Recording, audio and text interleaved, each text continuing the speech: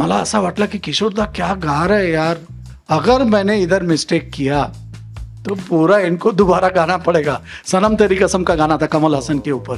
I was in a flute section आणि I started praying, देवा mistake नको पाहिजे.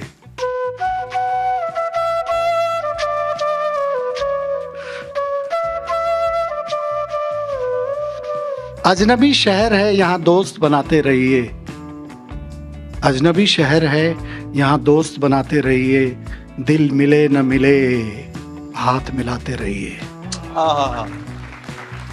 जब आशा जी के घर में प्रभु कुंज में जाता था तो लता बाई बोलती थी, अरे तू आशा से मिलने आया है ना. उनको मालूम पड़ गया कि आशा जी का इसका बहुत जमता है. मॉस्को में गया तो मैं लुंगी पहन के रियाज कर रहा था. आशा ताई सुबह 7 बजे knock knock knock knock knock knock knock knock knock, अरे मैंने दरवाजा खोला तो आशा भोसले और बोली, अरे तू रियाज करता है, मेरे को आवाज आता है, मैं तेरा रियाज सुनने को आई हूँ. इतना नसीब मेरा अच्छा, मोहन हेमाड़ी तब जिंदा थे, वो कैमरा लेके आए पीछे पीछे और एक फोटो निकाला. अभी आशा जी गई तो मैंने वो फोटो शेयर किया था. इतना प्रेम करती थी.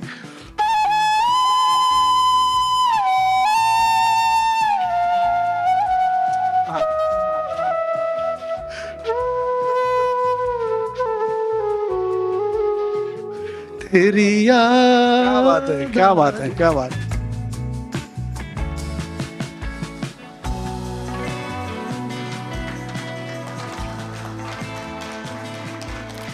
नमस्कार.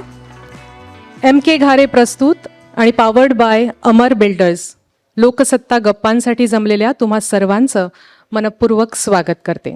लोकसत्ता गप्पा नव्या पर्वात आज आपण गप्पा मारणार आहोत प्रसिद्ध बासरीवादक पद्मश्री पंडित ऋणू मजुमदार यांच्याशी, आणि त्यांच्याशी संवाद साधणार आहेत प्रसिद्ध बासरीवादक अमर ओक. मी या दोघाही मान्यवरांना व्यासपीठावर येण्याची विनंती करते. दोघाही मान्यवरांचं स्वागत करूया. आणि या कार्यक्रमाचं प्रास्ताविक करण्याची विनंती लोकसत्ताचे संपादक गिरीश कुबेर यांना करते. नमस्कार, आपल्या सगळ्यांचं गप्पांमध्ये स्वागत. बऱ्याच दिवसांनी आपण गप्पा मारायला भेटतोय. बडबड करावी असं बरंच काही काही घडत आहे, पण गप्पा माराव्या अशा त्यामुळे आपलं सगळ्यांचं स्वागत. आणि आज ऋणुदा आहेत आणि त्यांच्या मुलाखतीसाठी अमर ओक. म्हणजे कलेक्टच्या क्षेत्रात किती छान गंमत असते. एका बासरी वादकाची मुलाखत दुसरा बासरी वादक घेतो. आमच्या व्यवसायात जरा अवघड असतं असं आहे. आणि एकमेकांविषयी असं आदराने आणि अधिक प्रेमाने बोलणं हा फारच दुर्मिळ योग या कलेच्या प्रांतात येतो. दोघांचं मनापासून स्वागत करतो, त्यांचे आभार मानतो. ऋणुदांना या कार्यक्रमासाठी अक्षरशः नुसतं विचारलं आहे SMS वरती आणि त्यांनी होकार दर्शवला. आणि कार्यक्रमाच्या मुलाखतीची जेव्हा अशी आमची चर्चा सुरू होती, म्हटलं याच्यात एक कोणीतरी छान बासरी वादकांनीच अशी मुलाखत घ्यायला हवी, आणि अमर ओक हे नाव त्याच्यामध्ये अर्थातच प्रथम आलं आणि तेही हो म्हणाले. सुदैवाने त्यांनाही शक्य होतं. तर यासाठी आपण सगळे आलेल्यात. मी जास्त काही वेळ घेत नाही. आणि बासरी का, हे मला असं वाटतं, मी हा कार्यक्रम ठरल्यापासून असं विचार करत होतो की भारतीय मनामध्ये प्रत्येकाला आपल्याला येतच असं लहानपणापासून ते एक वाद्य असतं, ते बासरी साधारणपणे. आणि तरुणपणी मुलांना गिटार, आपल्याला एक गिटार येते असं वाटत असतं. एक रोमॅन्टिसिझम या वाद्यांविषयीचा फारच आपल्या मनामध्ये तयार झालेला असतो. अतिशय पण अवघड असं वाद्य आहे. म्हणजे चित्र काढायला गेलं तरी सुद्धा आपल्यापैकी अनेकांनी बासरी वाजवणारा मुलगा वगैरे वगैरे या पातळीवरती चित्र काढलेली असतात. मग ते कृष्णाच्यापासून असेल, ते काहीतरी एक बासरीचं नातं आपल्या संस्कृतीशी, आपल्या संस्कृती प्रेमाशी जोडलं गेलेलं आहे. त्यामुळे ऋणुदांसारखी व्यक्ती यासाठी येणं. चित्रावरनं आठवलं मला, अमर ओक तुम्हाला कदाचित आठवत असेल, आत्र्यांचं खूप सुंदर सुंदर गमतीशीर वाक्य आहे. आता आत्र्यांचंच आहे म्हणजे गमतीशीर असणार आहे या अर्थाने सांगायची गरज नाही. ते बासरीच्या चित्रावरनं ते एका ठिकाणी त्यांनी असं लिहिलेलं आहे, एक बासरीचे चित्र काढणारे ना, ते पाहिलं चित्र की कळत नाही तो बासरी वाजवतोय का ऊस खातोय. तर ही पण एक म्हणजे बासरीच्या प्रेमाची अभिव्यक्ती अशा पद्धतीने झालेली आहे. तर अधिक वेळ मी घेत नाही, अमर ओक यांच्याकडे सूत्र देतो. कार्यक्रमाचं स्वरूप आपल्याला माहिती आहे, गप्पा आहेत या. थोड्या वेळाने आपणही काही प्रश्न मनामध्ये असतील तर जरूर विचारा. एक छान खेळीमेळीच्या वातावरणामध्ये कलाकाराचं कार्यक्रमच्या माध्यमातून आपण बघत असतो, पण कलाकार हा माणूस म्हणून कसा असतो, त्याचं कलाकार घडणं कसं असतं आणि त्याचा कलेचा प्रवास हे जाणून घेणं आपल्यासाठीही छान असतं, महत्त्वाचं असतं. त्यामुळे पुन्हा एकदा आपल्या सगळ्यांचं मनापासून स्वागत. धन्यवाद. यानंतर मी MK घारे ज्वेलर्सचे उदय घारे यांना विनंती करते त्यांनी व्यासपीठावर यावं आणि आपल्या मान्यवरांचं स्वागत करावं. पद्मश्री पंडित रोणू मजुमदार,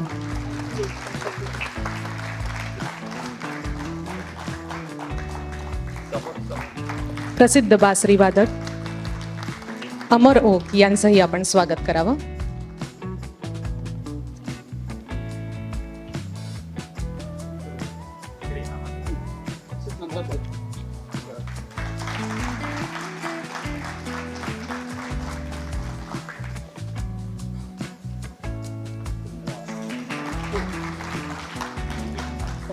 धन्यवाद सर. संगीत, संस्कृती आणि अध्यात्म यांच्या अखंड परंपरेने नटलेल्या वाराणसीच्या राजघाटाजवळ मैहर घराण्यात त्यांचं बालपण गेलं, जिथे गल्लोगल्लीत संगीत होतं, जिथे पहाटेच्या रियाजाने दिवस सुरू व्हायचा.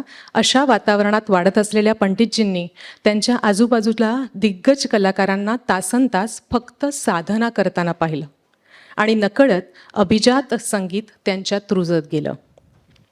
ज्या वयात लहान मुलांच्या घरात खेळणी असतात त्या वयात पंडितजींच्या घरात कितीतरी बासऱ्या होत्या आणि या बासऱ्या म्हणजेच आपली खेळणी असं समजणाऱ्या पंडितजींनी एकदा खेळता खेळता या बासऱ्या तोडल्या. मग काय, जितक्या बासऱ्या तोडल्या तितके तास रियाज करायची शिक्षा त्यांच्या वडिलांकडून त्यांना मिळाली आणि याच शिक्षेने एका विलक्षण संगीत प्रवासाची सुरुवात झाली. त्या दिवसापासून बासरीशी जुळलेली त्यांची गट्टी आजही तितकीच घट्ट आहे. हिंदुस्थानी शास्त्रीय संगीताचा वारसा जपत त्यांनी भारतीय बासरी वादनाला जागतिक व्यासपीठ मिळवून दिलं.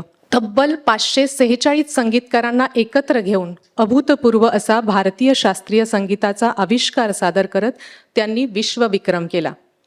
भारतीय शास्त्रीय संगीताचा आणि भारतीय शास्त्रीय संगीताच्या मुळांशी प्रामाणिक राहत त्यांनी प्रयोगशीलतेलाही तितक्याच ताकदीने पेललं. आपल्या बासरी वादनाने जगभरातील संगीतप्रेमींना, दिग्गज कलाकारांना त्यांनी मोहिनी घातलीच, पण नव्या पिढीलाही बासरी वादनाचा हा समृद्ध वारसा मोठ्या मनानं देऊ केला. वयाच्या 13व्या वर्षी पंडितजी मुंबईत आले असले तरी आज वाराणसीत राजघाटाजवळ गेल्यावर जागतिक कीर्तीचा हा कलाकार बालपणीच्या रियाजात आठवणीत हळवा होतो. आपल्याला मिळालेला पद्मश्री पुरस्कार पहलगामच्या हल्ल्यात शहीद झालेल्यांना अर्पण करतो. अशा संवेदनशील अभिजात कलाकारासोबत गप्पा मारत त्यांच्या संगीत प्रवासातील आठवणी, साधना, संघर्ष, जगभरातील अनुभव आणि त्यांच्या मनातल्या सूरविश्वाचा वेध आपण या गप्पांच्या माध्यमातून घेणार आहोत.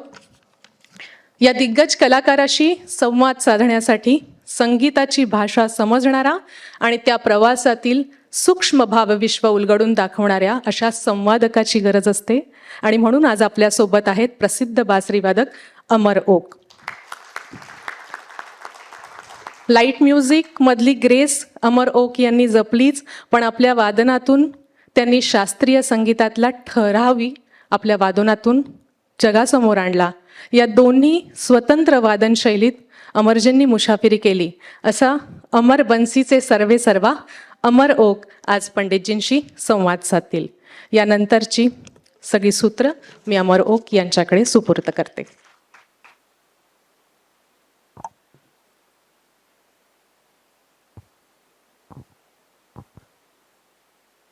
लोकसत्ता गप्पा मध्ये पुन्हा एकदा आपल्या सर्वांचं स्वागत करतो. पंडितजी प्रणाम.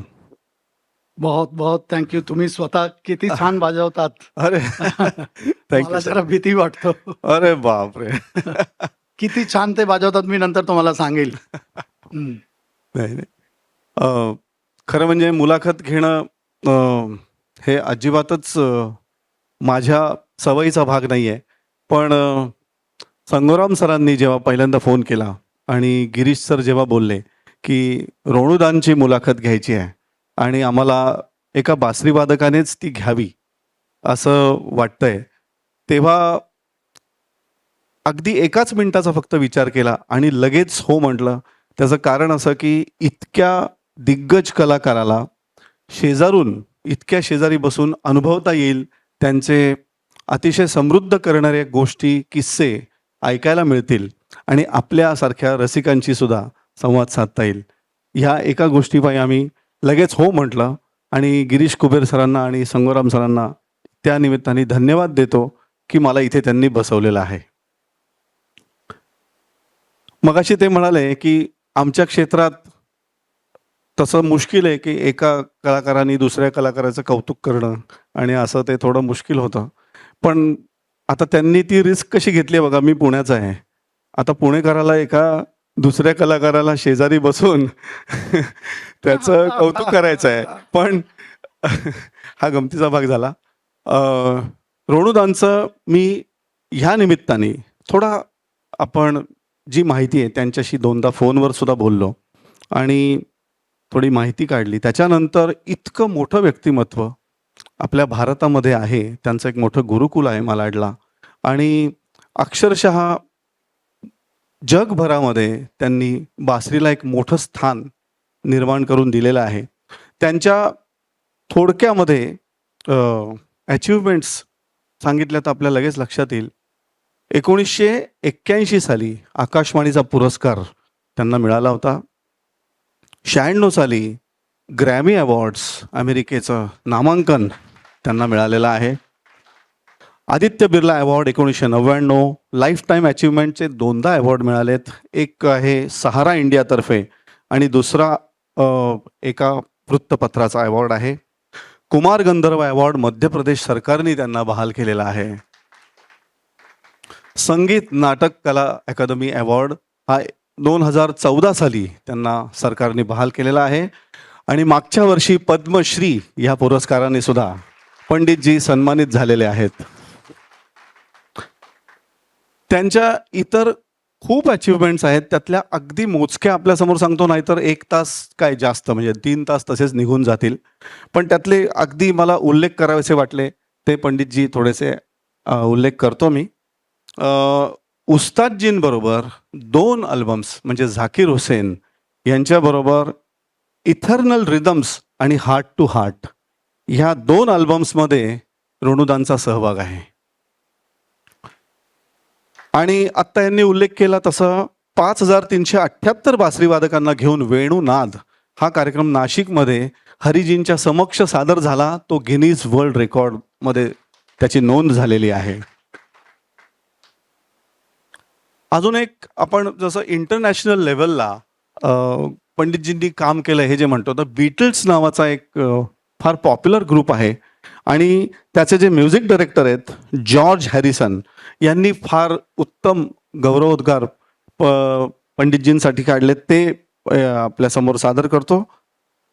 I find him a great human being who came to this planet to spread the message of love, humanity and how you can be humble person despite of reaching heights of skies. To my soul, he was like a little brother. Not a star, not a big name, someone whom I can connect very easily. हे म्हणतात George Harrison, Beatles ग्रुपचे music director. क्या बात आहे पंडितजी. Thank you Amarji. तर इतक्या मोठ्या व्यक्तिमत्वाशी मी संवाद साधतोय. पंडितजी, एक बासरी वादक म्हणून मला आपल्याला विचारायचं आहे की आता त्यांनी सांगितलं तसं आपण काही बासऱ्या आपल्या हातून मोडल्या गेल्या, पण घरी वडिलांकडनंच प्राथमिक धडे आपण सुरू केले शिकायला. हा, माझे वडील डॉक्टर भानू मजुमदार ते मोठे होमिओपॅथिकचे डॉक्टर होते आणि नंबर 1 ऑइल पेंटर. पण ते पन्नाबाबूचे शिष्य होते, बांसुरीचे जन्मदाता आणि युग पुरुष पंडित पन्नालाल घोष. त्यांचे खूप लाडके शिष्य होते आणि ते त्यांचं फुल टाईम नाही होतं, पण सुरुवातीच्या जे तालीम मला मिळाला बनारसमध्ये, मी जेव्हा 6 years old I was, so मी त्यांच्याकडून शिकलो. मुंबई मी आलो 1973ला, 10 वर्षाचा मी होतो. त्याच्यानंतर मी गाण्याच्या तालीम घेतला लक्ष्मण प्रसाद जयपूरवाले त्यांच्याकडून. आणि लक्ष्मण प्रसादजीने सांगितलं माझ्या वडिलांना की अरे भानु बाबू, इसको तो बांसुरी ही सिखाओ, ये गाता कम है बजाता ज्यादा है. हो, क्या ये गाते गाते भी बजाता है, बजाते बजाते भी गाता है. ये अजीब लड़का है. वर्षा की ऋतू आई एक खूप अवघड बंदिश होतो मियां मल्हारमध्ये. त्यांनी सांगितलं की बांसुरी में सबसे गुणी जो है, फेमस नहीं, वो विजय राघव राव है. क्या बात. उनको हरि जी भी पाँव पड़ते थे. आहा. हरिप्रसाद चौरसिया जी भी मेरे सामने फिल्म डिवीजन में 75 में आके बोले, विजय बाबू क्या आपने शुद्ध कल्याण बजाया है. त्यावेळे तुम्ही बासरी वादक मोठे आहेत मला माहिती आहे. ते थम्सचा होल नाही होतो, पंचमचा हॉल.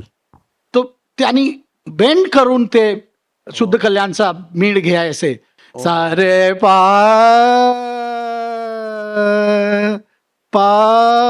मांगरे सा नि द पा पा. क्या बात. वा, वा. तर सुंदर मीड त्यांनी घ्यायचे ओहो. आणि त्यांच्याकडून मी शिकलो. क्या. आणि त्याच्यानंतर मला तालीम मिळाला रविशंकरजीच्या भारतरत्न पण. ओहो. आता स्वागतम शुभ स्वागतम त्या गाण्यामध्ये मी वाजवला. हो, क्या. त्यावेळे एक माझ्या बरोबर माझे मित्र फ्लुटिस्ट होते, ते त्यांचं निधन झालं unfortunately very early in the career. त्याचं नाव होतं रमाकांत पाटील. ओ येस. आम्ही दोघे वाजवला. त्याने बोले की अरे गुरुजीने सांगितलं, मोठे गुरुजी म्हणे रविशंकर जी ने, कि ये तो राम लक्ष्मण की जोड़ी है यार, ओहो. तुम दोनों में फ्लूट प्लेयर में इतनी दोस्ती, आज फिर से ये राम लक्ष्मण हो गया. अरे बाप. क्या बात है पंडित जी, वाह वाह वाह. तो मतलब आपने ये कमर्शियली आपको करना है, ये कौन से ईयर में आपका फाइनल हुआ कि ये. कभी फाइनल हुआ ही नहीं. अच्छा. मुझे यही बोलना है कि कमर्शियली आप करते नहीं हैं, आप सब्जेक्ट को प्यार करते हैं. तुम्ही सब्जेक्टला प्रेम करा, सक्सेसला नाही. सक्सेसला कशाला प्रेम करतात. क्या बात है. तुम्ही असं म्हणतो की मी कधी स्टेजमध्ये बसणार, दॅट इज रॉंग. तुम्ही सब्जेक्टला इतका छान करा, इतका तुम्ही त्याचा हाईट मध्ये तुम्ही वाजवा की गाण्याचा काहीतरी करा की तुम्हाला इन्व्हाइट करेन लोक कि आइए स्टेज में बैठिए, हमारे शो आपके बिना नहीं हो सकता. अरे भीमसेन जी, भारतरत्न भीमसेन जी, ते आले होते इकडे. हृदय साठचा मोठा कार्यक्रम होतो विलेपार्ले ईस्टला, तुम्हाला माहीत असणार. तिकडे मी वाजवत होतो आणि भीमसेनजीचा सत्कार होतो, त्यांच्या 75th की 70th मला आता विसरला. त्यांनी ऐकला. त्यावेळी त्यांचे असिस्टंट होते डॉक्टर गोखले म्हणून, आणि त्यांनी मला ऐकून गोखलेनं सांगितलं की गोखले या पोराचा नंबर घ्या. मी समजलो की मला सवाई गंधर्वमध्ये आता चान्स मिळेल. क्या बात है. वाह वाह. आता 35 वर्ष झाले त्याला. आणि मला त्यांनी फर्स्ट टाइम मी वाजवला अभिषेकी बुवा नंतर. ओहो. इतका रिस्क होतो, इतका रिस्क. अभिषेकी म्हणजे कोण, जितेंद्र अभिषेकी. त्याच्या नंतर माझा कार्यक्रम मी अभिकांना वाजवला. क्या बात है. पण सब्जेक्ट म्हणजे पॉवरफुल पाहिजे. सब्जेक्टला प्रेम करा, क्या बात. सक्सेसला नाही. क्या बात. हे माझा संदेश आहे. वाह पंडित जी. हे कुठलं ईयर होता. 1996 दैट वाज द फर्स्ट टाइम आप सवाई गंधर्व में मेरा पहला. और कुछ साल पहले भी मैंने आपको सवाई गंधर्व में सुना मिले है. थे मुझे. हाँ, बिल्कुल अभी 2 मैंने साल पहले सुना था. माझा 60th होतो बर्थडे. Yes, क्या बात हाँ. है. तो सवाई गंधर्व में कुल कितनी बार आपने बजाया है. कम से कम 7-8 बार. कद्री गोपालनाथ जी को भी मैं लेके आया था. मुकुंद जी इकडे आहेत ना, हो. तुम्हाला असणार की कद्री गोपालनाथ बरोबर काय छान जुगलबंदी होतो. श्रीनिवास जी ने मला सांगितलं की सॅक्सोफोन के साथ आपका इतना अच्छा होता है, तुम्ही कसाला तुम्ही त्यांना घेऊन या, वाह, आपण सॅक्सोफोन बरोबर जुगलबंदी करू आपण. क्या बात है, क्या बात. त्यावेळी खूप सुपर हिट होतो. वाह वाह वाह. इस बात से याद आ रहा है कि आपने डुएट बहुत सारे कलाकारों के साथ किया है. बहुत बहुत. तो मुझे लगता है कि आप ऐसे अकेले कलाकार हैं जितने इतने कलाकारों के साथ डुएट किया है. मुझे दूसरा Guinness book of world record mill जाएगा.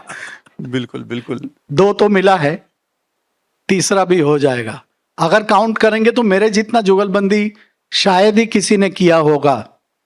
क्या बात है. गाने से लेके वाद्य तक, बाल मुरली से लेके जयंत जैसे यंग फ्लूट प्लेयर के साथ, साउथ इंडियन फ्लूट जो बजाता है, क्या बात है. कर्नाटक का, इतने जुगलबंदी मैंने किए. शाहिद भाई के साथ, इनके साथ, कुशल दास के साथ, आधा कर्नाटिक म्यूजिशियन का पूरा मेरे साथ जुगलबंदी किया है.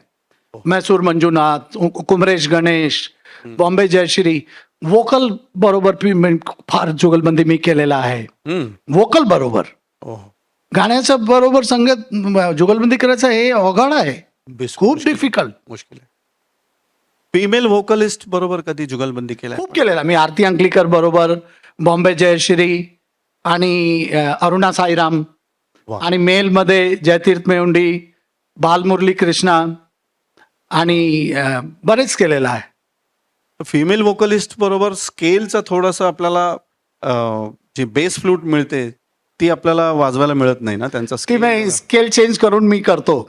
ओके. त्यांचा स्केल असतो ए नॅचरल, सफेद म्हणजे काय सफेद छे, बरोबर. व्हाईट 6. त्यावेळे मी डीचा फ्लूट घेऊन पंचमला 6 करतो, मूर्छना करून मी ऍडजस्ट करतो, आणि मेन कंपोजिशन साठी मी मिडिल फ्लूट घेतो. त्याच्यामध्ये लाईट म्युझिकचा जे आमचा एक्सपिरियन्स आहे तो खूप आम्हाला हेल्प करतो. तुम्ही पण किती छान आहेत, मी काय सांगू. तुम्हाला एक गोष्टी सांगतो. मी सारेगामापा मराठीमध्ये मी जज होतो तेव्हा अमरजी तिकडे वाजवायचे, आणि जिंदगी गले लगाले त्याचं जे ओरिजिनल पीस आहे, मी आणि गुणसिंगजी, ते आता स्वर्गवासी झाले, आम्ही दोघांनी वाजवला. 2 फ्लूट आहे त्याच्यामध्ये. त्यावेळे ट्रॅकच्या इतका सुविधा नाही होतो. आम्ही 2 फ्लूटमध्ये 2 फ्लूट प्लेयरच पाहिजे. त्यावेळे त्यांनी गंधारला 6 करून इतका छान वाजवला अमरजीने. मी म्हटलं, अमरजी अरे, आपने तो मेरे पीस को जिंदा कर दिया. ओह माय गॉड, थैंक मेरे पीस को आपने जिंदा. टा टा टा टा टा डा डा डा डा डा डा क्या बात. टा डा डा डा डा डा डा डा डा डा. काय त्यांचं परफेक्शन आहे अरे. वाजवायचं. Thank you. अभी फ्लूट है क्या पंडित जी? अरे वाह वाह वाह. ओहो, मला संपूर्ण पीस आता बायात नाही, पण मी थोडासा वाजवतो.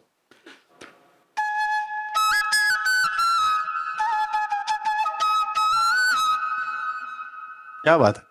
वाह वाह वाह. क्या बात है, क्या बात है. थँक्यू पंडित जी. थँक्यू.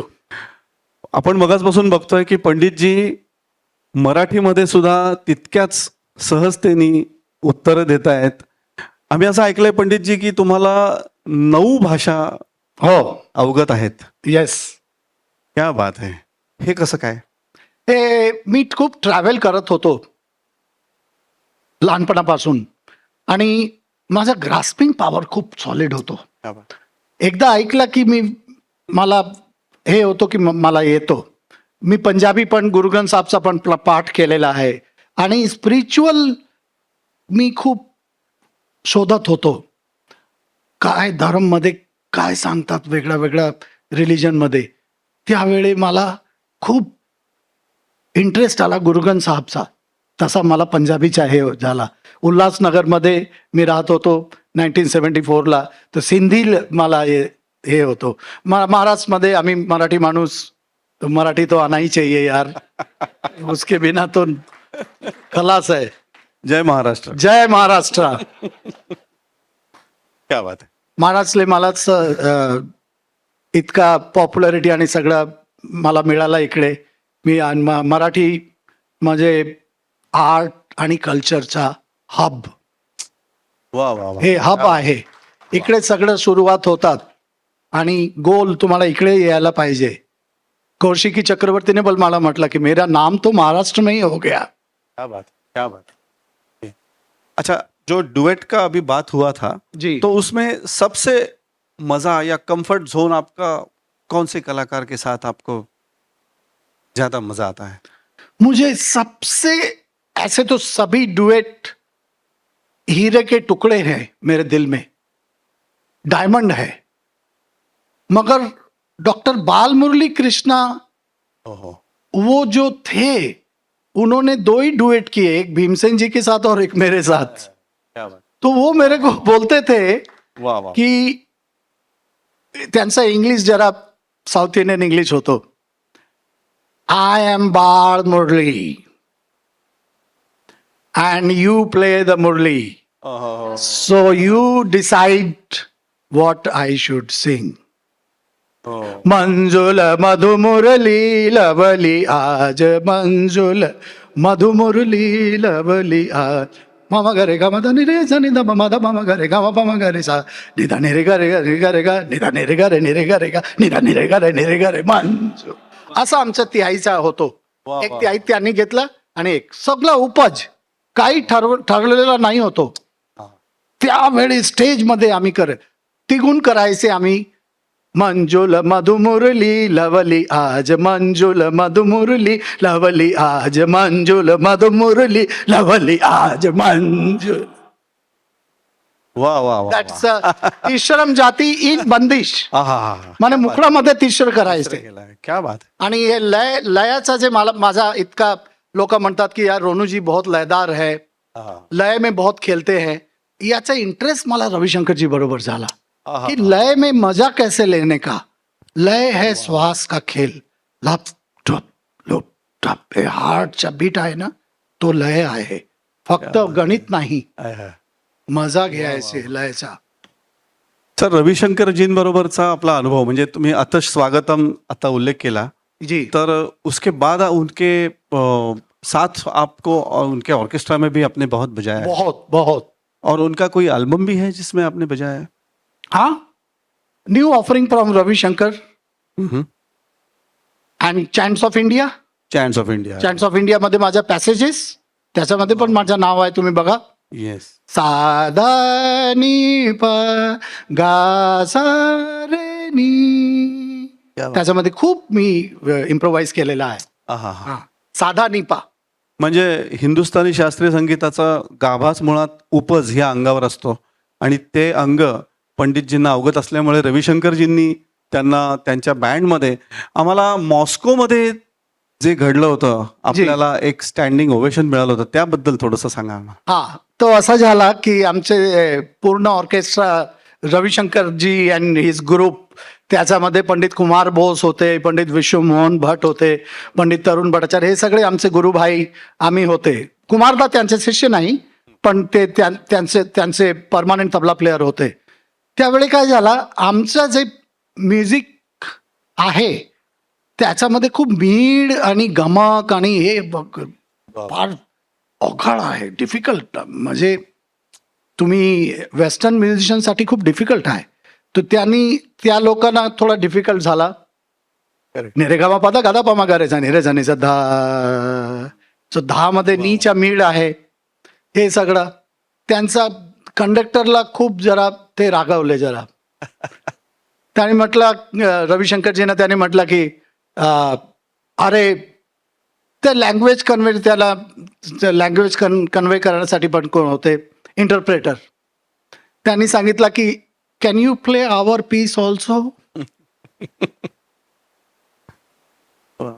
रविशंकरजीने आम्हाला सगळ्यांना बघितलं असा आणि बेटा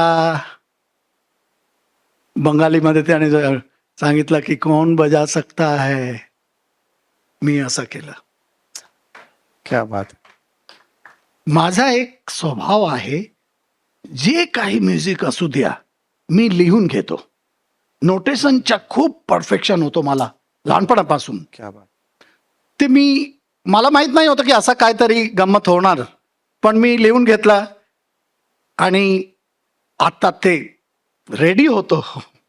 रविशंकरजीने सांगितलं की क्या बात है, त्याने कॉन्फिडन्स बघितला माझ्या डोळ्यावर आणि त्यांनी सांगितलं की उधर खड़े होके बैठ के मत बजाओ, बीच में खड़े होके बजाओ और इनको दिखा दो हम कौन से कंट्री से आए हा हैं. हा हा हा क्या बात.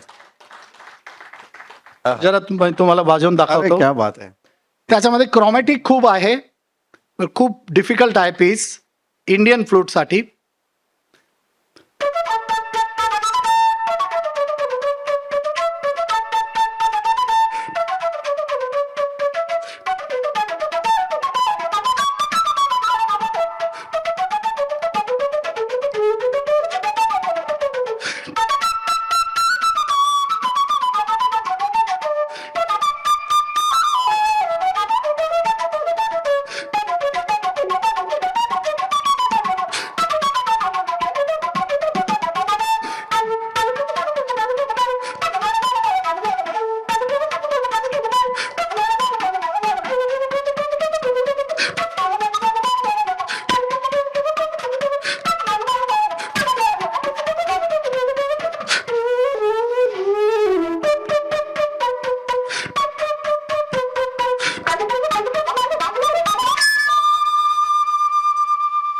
ओ हो हो हो.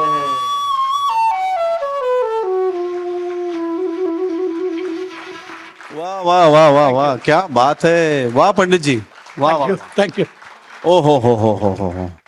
त्याने मला स्टँडिंग ओवेशन मिळाला आणि that was a big news that time. हा हा हा हा हा हा. क्या बात आहे. हे मी बासरी वादक म्हणून नक्की सांगू शकतो की इतकं क्रोमॅटिक नोट्स आणि मला वाटतं 80s मध्ये झालं असेल हे. इनको अभी भी याद है. जसंच्या तसं त्यांनी आत्ता वाजवलंय. क्या बात है पंडित जी. बहुत बढ़िया बहुत बढ़िया. थँक्यू. खूप तुमचा सगळ्यांचा आशीर्वाद आणि गुरुकृपा, आई वडिलांचा आशीर्वाद असाच आहे. मला असं वाटतं की आपला बासरीचा जो वंश आहे तो बांबूचा तर आहेच, पण तो हस्तिदंताचा सुद्धा असतो, तो चंदनाचा पण असतो, खरोखर. रक्तचंदनाचा असतो, क्या बात है. काशाचा असतो, रुपयाचा असतो. पण रोणुदांच्या ओठाला जेव्हा बासरी लागते तेव्हा ती सोन्याची होते. वा पंडितजी. आणि या निमित्ताने वाद्याबद्दल पण मी असं बोलतो की पंडित जी कोई भी इंस्ट्रूमेंट आप देखेंगे त्याच्यामध्ये पोकळी असते, हॉलोनेस आहे. हा हा हा. आता बासरी म्हणली तरी सुद्धा त्याला हॉलो ती पोकळ आहे. किंवा तुमचं कुठलं तबला, पखवाज, वीणा, तंबोरा वो अंदर से हॉलो होता है. तर जिथे पोकळी असते तिथेच आकाश तत्व सुद्धा वास करतं आणि आकाश तत्व जिथे असतं तिथे परमेश्वराचं अस्तित्व असतं. म्हणजे माऊलींचा अभंग आहे, विश्वाचे आर्त माझ्या मनी प्रकाशले तर नवल देखिले नभाकार गे माय. तर तो नभाकार जो आहे तो प्रत्येक वाद्यामध्ये वास करतो. म्हणजेच परमेश्वर प्रत्येक वाद्यामध्ये वास करत असतो. आणि अशी सोन्याची बासरी पंडितजी अवघड राग म्हणजे अनवट राग जो है, दरबारी जैसा राग जी है, जी जी जी रामदासी मल्लार हो, भीम हो, जी तो वो भी आपकी खासियत है. जी. तो थँक्यू. तो ऐसे मुश्किल इंस्ट्रूमेंट में आप वो जो गंधार, कोमल गंधार का श्रुति आप जो पंडित जी लगाते हैं, दरबारी का स्पेशली, तो ये आप उस एक मला किस्सा आठवला कुमार गंधर्वांचा. कुमार गंधर्व जी जो रियाज करते थे तो एक आदमी रियाज सुनने के लिए आता था. तो तिथे येऊन बसायचा. कुमारजींना माहीत नव्हतं हा माणूस कोण आहे. काही दिवसांनी त्यांनी विचारलं की तू करतोस काय. तर ते म्हणाले की मी जहाज बनवण्याचा व्यवसाय आहे माझा. तो त्यांना ते इंटरेस्टिंग वाटलं. ते मैं देख सकता हूँ. तो जहाज बनाते आप कहाँ बनाते. तर ते फॅक्टरीमध्ये जेव्हा गेला आणि ॲक्च्युअल समुद्रावर त्यांनी ते विशाल जहाज जेव्हा बघितलं तेव्हा ते म्हणाले की आपल्याला अंदाज येत नाही की समोर बसलेला माणूस नक्की कोण असतो. आणि हे एवढं विशाल जहाज बघून असं वाटतंय की जणू काही दरबारीची मैफल चालू आहे. म्हणजे तो दरबारी इतका मोठा राग आहे आणि तो बासरीवरती एस्पेशली वाजवायला फार कठीण आहे. तर पंडितजींना मला हे विचारायचं आहे की आपण थोडासा आम्हाला दरबारी आपण काय पद्धतीने विचार करून वाजवता. वा. दरबारी राग मध्ये एक खास टेक्निकल पॉइंट मी तुम्हाला सांगतो. दरबारीमध्ये हे कणमुरकीचा राग नाही, हे मीड घसीट आणि आंदोलनचा राग आहे, हा. असा मला पंडित रविशंकरजीने सांगितलं. आणि त्यांनी सांगितलं की आमचं जे मैयर घराणा आहे, लोक मैयर घराण्याचं नाव घेतात कि मैं तो मैयर घराने से हूं. अरे बाबा, मगर मैयर का बजाना किधर है आपके पास? बजाने में तो मैयर चाहिए ना. खरंय. बीनकारी अंग होना चाहिए. बीन मध्ये म्हणजे रुद्रवीणा. आणि त्यांनी सांगितलं की तुम जिया मोइनुद्दीन डागर को सुनो, और मेरा जो नीचे का जो ऑक्टेव है, मंद्र सप्तकचा आलाप तुम्ही ऐका. गंधार कसा पाहिजे? बादल गरज रहे हैं, उमड़ घुमड़ रहे हैं, मगर बरस नहीं रहे हैं. अगदी आत्तासारखंच आहे ते. तो बरस नहीं रहे हैं, तो उसके अंदर जो घुटन है, जो सफोकेशन है, वही दरबारी का गंधार है. वा वा. तर मी आंदोलन करून थोडस Please. वाजवतो. Please please.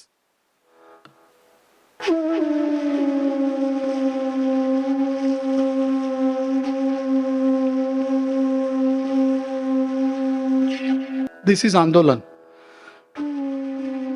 If I do कर्ण, देन दरबारी का डेप्थ चला जाएगा. इफ आई डू दिस, ये नहीं चाहिए.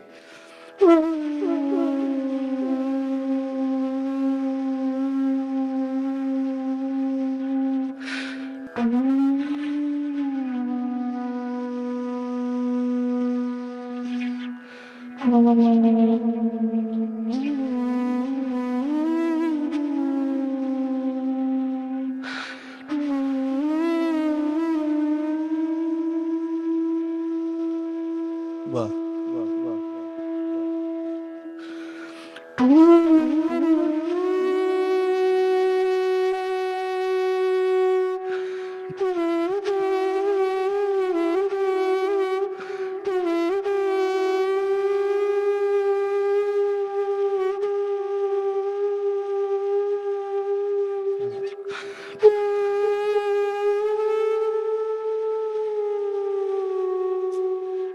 आणि घसीट.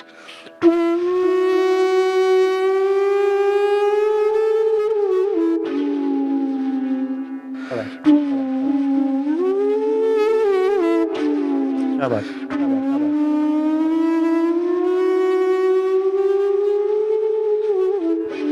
क्या बात. वाह वाह वाह वाह. क्या बात है पंडित जी. दैट इज दरबारी. हाँ. पन्ना बाबू के बाद बांसुरी में दरबारी जैसे खत्म ही हो गया था. सही है. जब दरबारी में थोड़ी मेरी साधना हुई,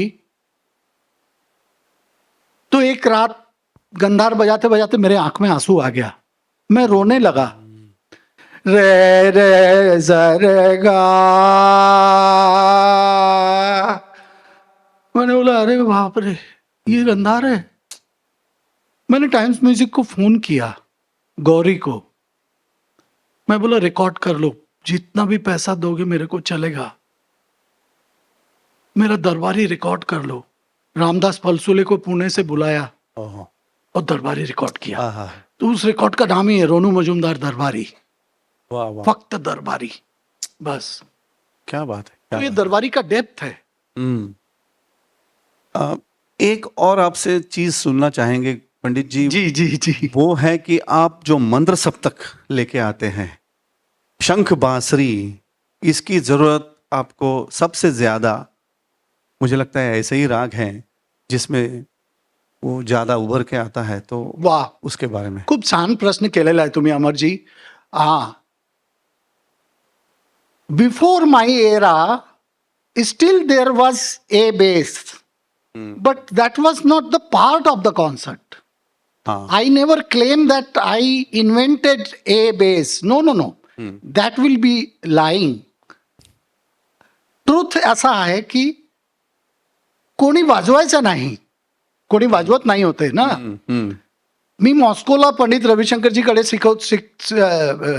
जेव्हा आम्ही तालीम घेत होता, तालीममध्ये त्यांनी मंत्र सप्तकमध्ये आलाप करणे, विश्वमोहनजी हे सगळं ते हा वो instrument- आरामात ते वाजवत होते आणि तरुणदा पण खालचा तार हे सगळं. I know. मी म्हटलं मैं क्या करूं, अभी मैं तो 7 होल टेक्निक बजाता हूं पन्ना बाबू वाला, मगर 7 होल भी लगाएंगे तो मध्यम तक जाएंगे ना, उसके नीचे कैसे जाएंगे. सही है.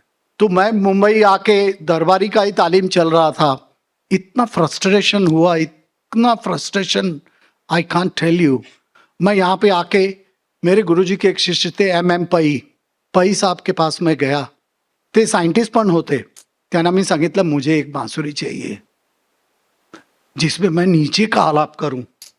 ये तो मेरा दूसरा है शंख बांसुरी. ओरिजिनल शंख बांसुरी को अभी मैंने एकदम बोलते हैं ना सेफ रखा है. सेफ रख दिया पूजा करने के लिए.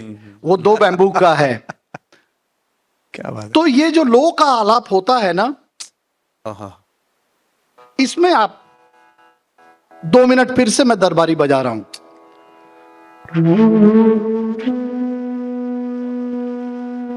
वाह वाह.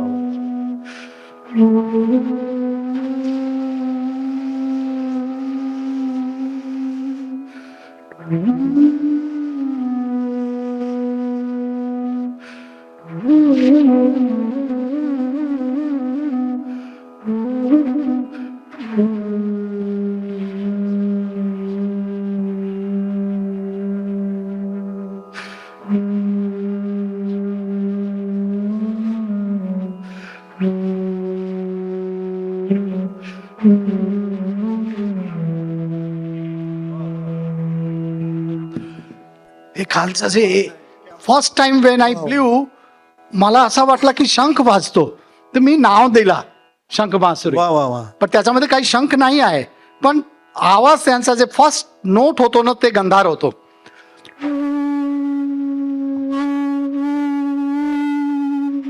मला वाटलं की नर शंख, मोठा जो शंख होतो ना, असा त्याचा आवाज आहे. त्यावेळी मी त्याचं नाव ठेवला शंख बांसुरी. ओ हो, क्या बात है, क्या बात है पंडित जी. तो शंख बांसुरी आपका दिया हुआ नाम है. शंख बांसुरी मेरा दिया हुआ नाम है. और जितने लोग बजाते हैं आज इंडिया में, इंडिया के बाहर भी मुझे याद करते हैं. मैंने उसको वैसे तो उसको ये किया है, पेटेंट नाव को रजिस्टर किया है. वो मेरे मैनेजर गिरीश जी सब करते हैं, रजिस्ट्रेशन करवाना ये वो, मगर मैं किसी को रोकता नहीं. क्योंकि बोलते हैं ना, मैं धुआं बन के जहां से चला जाऊंगा, मैं धुआं बन के जहां से चला जाऊंगा, मेरे बांसुरी में मुझे ढूंढा करेगी दुनिया. क्या बात है, क्या बात है. मैं क्या लेके आया था और क्या लेके जाऊंगा. सब लोग बजा रहे हैं, मुझे बहुत खुशी है कि कॉन्सर्ट का एक हिस्सा तो बन गया ही है आज. क्या बात है, क्या बात है. लो में आलाप नहीं होने से राग की कुछ गहराई, जैसे कि सही है. शुद्ध भैरव, नट भैरव, अहिर भैरव, ये तो सब बजा रहे हैं. मेरा शुद्ध भैरव का एल्बम सुनिए आप, चौताल में मैंने बजाया. जय शिव शंकर जटा जोट पशुपति दर, जय शिव शंकर किट धा धिन ता टिट कथा गदी गण धा धा. नया प्रयोग मी केलेला आहे. धमार मध्ये पण कोणी नाही वाजवायचे धमार, सब ये मत्ताल और ये वो सब. धमार शुरू किया मैंने किशन महाराज जी के साथ. फर्स्ट टाइम मैंने धमार बजाया. धमारचे बादशाह होते किशन महाराज, आणि त्यांच्या बरोबर मी धमारचं वादन केलं. त्याच्यानंतर पंडित कुमार बोस, सुखविंदर सिंग नामधारी, आमचे पुण्याचे अरविंद आझाद, हे सगळे धमारचे स्पेशलिस्ट आहेत. क्या बात है. वा वा वा. आता आम्ही ग्रीन रूम मध्ये बसलो होतो तेव्हा पण हाच विषय चालला होता की आजच्या पिढीकडे जास्त ठहराव हा अभावाने बघायला मिळतोय. म्हणजे आलापी पटकन उरकून लगेच तालाकडे आणि त्याच्यानंतर द्रुतकडे जायची अशी पटकन वृत्ती आहे. पण पंडितजी जे सांगतायत तो काळ असा आहे की त्यावेळी 1-1 तास किंवा 1.25 तास एकच राग सादर व्हायचा. आणि त्या काळातलं हे आपण बोलतोय. थोडंसं लाईट म्युझिककडे आता मी येतो. आणि आई थिंक 17वें साल में आप जब 17 साल के थे तब आपने पंचमदा के पास पहला गाना रिकॉर्ड किया. पंचमदा का पहला गाना लव स्टोरी कुमार गौरव की जो फिल्म थी उसका जो एक गाना था याद आ रही है, याद आने से तेरे जाने से जान जा रही है, तो वो गाने में एक पीस था. पंचमदा के पास मुझे टैगोर दादा ले गए. टैगोर दादा मुझे दुखीना मोहन टैगोर, उनको इंडस्ट्री में हम लोग, फिल्म इंडस्ट्री में हम लोग दुखी बाबू बोलते थे. उनको क्योंकि उनका साज बजाने से ही सबको रोना आता था, तो बोले ये दुखी बाबू है. तो दुखी बाबू ले गए. तो इतना बड़ा मैंने सेटअप देखा, लता बाई बैठी है, 70 पीस सिम्फनी ऑर्केस्ट्रा, इतना बड़ा स्ट्रोक सेक्शन. त्यावेळी काय होतं, सगळं लाईव्ह रिकॉर्डिंग. सिंगर एक मिस्टेक आपका हो जाएगा तो आपके लिए लता जी को दोबारा गाना पड़ेगा. वो जो टेंशन हम लेते थे ना, उसको म्यूजिशियनशिप बोलते थे. आज क्या है, आप मिस्टेक होता है फिर बोलते हैं अरे यहां से ले लो, अरे मल्टी ट्रैक हो गया, क्या है 1000 ट्रैक भी दे सकता है आपको रिकॉर्डिस्ट. तभी 4 ट्रैक में हम रिकॉर्डिंग करते थे. एक ट्रैक सिंगर का, एक ट्रैक रिदम का, एक ट्रैक स्ट्रोक का, एक ट्रैक ब्लोइंग सेक्शन का, बस. कभी कभी ब्लोइंग सेक्शन और स्ट्रिंग ऑर्केस्ट्रा एक ट्रैक में भी होते थे. रिकॉर्डिस्ट लोग एडजस्ट करते थे. कौशिक बाबा पारसी थे, मुझे अभी भी याद है. तो वो पीस मैं सुना रहा हूं. बिल्कुल. याद आ रही का ये जो सोलो मैंने बजाया था वो बहुत इंटरेस्टिंग था. तो मी जेव्हा जसं तुम्ही सांगितलं, मी I was just 17 years old आणि पंचमदाने सांगितलं तारारा,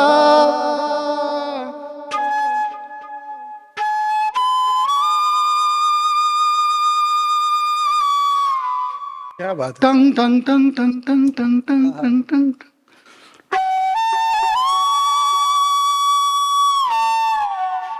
टंग टंग टंग टंग टंग टंग.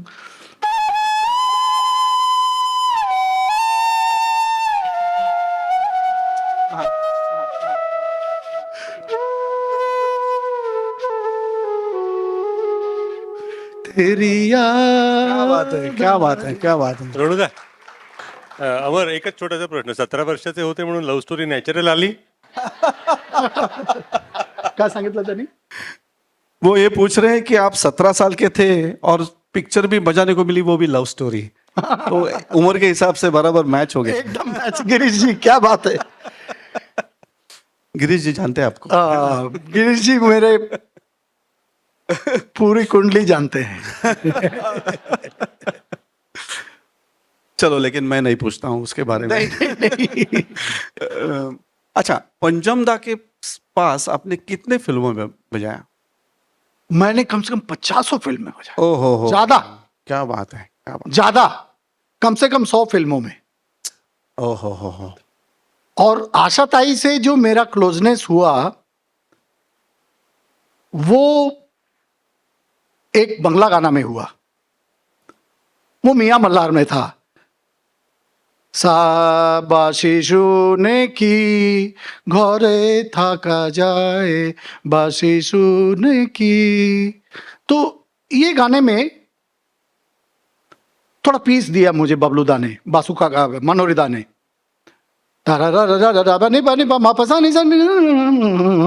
एक तान मैंने उसमें बजा दिया. आशा जी एकदम स्टंट हो गई. गाने के बाद सिंगर बूथ से, अरे वो तू करके बोलती थी मुझे, अरे तू क्लासिकल सीखा है ऐसा लगता है. ओहो. मतलब बांसुरी मैंने क्लासिकल ही होता है. किससे सीखा? मैंने बोला विजय राघवराव जी और रविशंकर जी. क्या तान मारा तूने, उसका नोट्स बता सकता है? मैं बोला दीदी हर बार अलग नोट आते हैं. तो मियां मल्हार की वो जो तान थी अभी भी कुछ अलग ही बजेगा, मगर देखिए.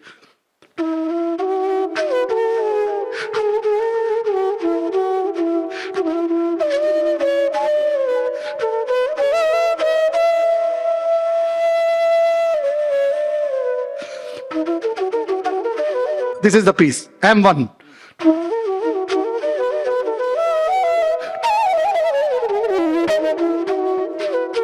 क्या बात है, क्या बात है. Nani pa mo kamera dyan? Sani? Sa de pa. क्या ये बात जो आने का जो अंदाज था, आहा हा हा उस अंदाज के ऊपर फिदा हो गई। बाद में खाली हाथ शाम आई कि मैं बात, सॉरी मैं थोड़ा वो वाह, दूसरी वाह, जगह जा रहा हूँ। बिल्कुल बिल्कुल। जब आशा जी के घर में प्रभु कुंज में जाता था तो लता भाई बोलती थी, अरे तू आशा से मिलने आया है ना। उनको मालूम पड़ गया कि आशा जी का इसका बहुत जमता है। मॉस्को में गया तो मैं लुंगी पहन के रियाज कर रहा था। आशा ताई सुबह 7 बजे knock knock knock knock knock knock knock knock knock. मैंने बोला मैं रियाज कर रहा हूं मेरे कमरे में, सुबह कौन आया। मुझे अभी भी याद है, यूक्रेन होटल, 5,000 कमरे थे उस होटल में, अभी भी है मॉस्को में। 22nd floor, I will never forget. 6th floor मध्ये पंडित रविशंकर जी होते आणि आशाताई आली आणि मैंने दरवाजा खोला तो आशा भोसले गाउन पहन के और बोली, अरे तू रियाज करता है, मेरे को आवाज आता है, मैं तेरा रियाज सुनने को आई हूं। इतना नसीब मेरा अच्छा, मोहन हेमाड़ी तब जिंदा थे, वो कैमरा लेके आए पीछे पीछे और एक फोटो निकाला। अभी आशा जी गई तो मैंने वो फोटो शेयर किया था, इतना प्रेम करती थी। तो खाली हाथ शाम आई है इजाजत फिल्म की, जब गाना रिकॉर्ड हो रहा था तो हमारे इंडस्ट्री में हम बोलते कोडा, लास्ट वाला म्यूजिक। हाँ, intro music, M1, filler, counter melody, obligato, हे सगळे इंडस्ट्रीचे शब्द आहेत। ऑब्लिगाटो म्हणे गाण्याच्या मागे एक तुमचा मेलडी, तुम्ही रोज रोज आँखों तले रा रा रा रा रा, हे सगळं ऑब्लिगाटो। आणि कोडामध्ये मी खाली हात श्याम आई वाजवला आणि जे काही जगा हरकत ते घेत होते मी जरा चेंज केला। तुम्ही बासरी वादक इतने मोठे आहेत, तुम्हाला माहिती आहे, दैवतला सा करून कसा होणार। Yes, yes. खाली हाथ श्याम आई, इसमें एक गायकी मैंने ली थी।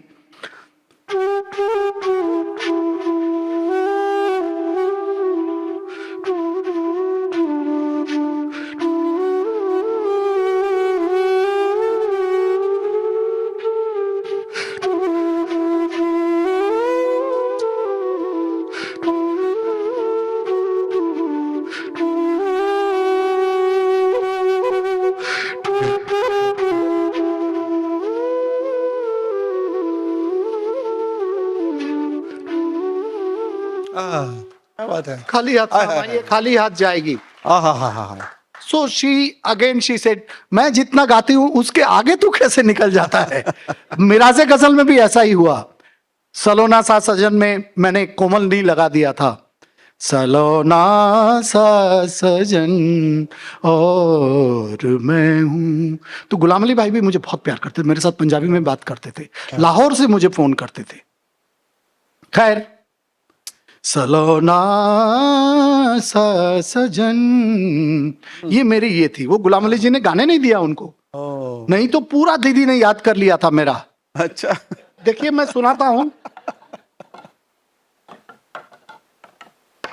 सलोना सा सजन आप सब जानते हैं, मैं उसमें कोमल नहीं लगा के दिखा रहा हूं, एक मल्हार की छाया सिर्फ।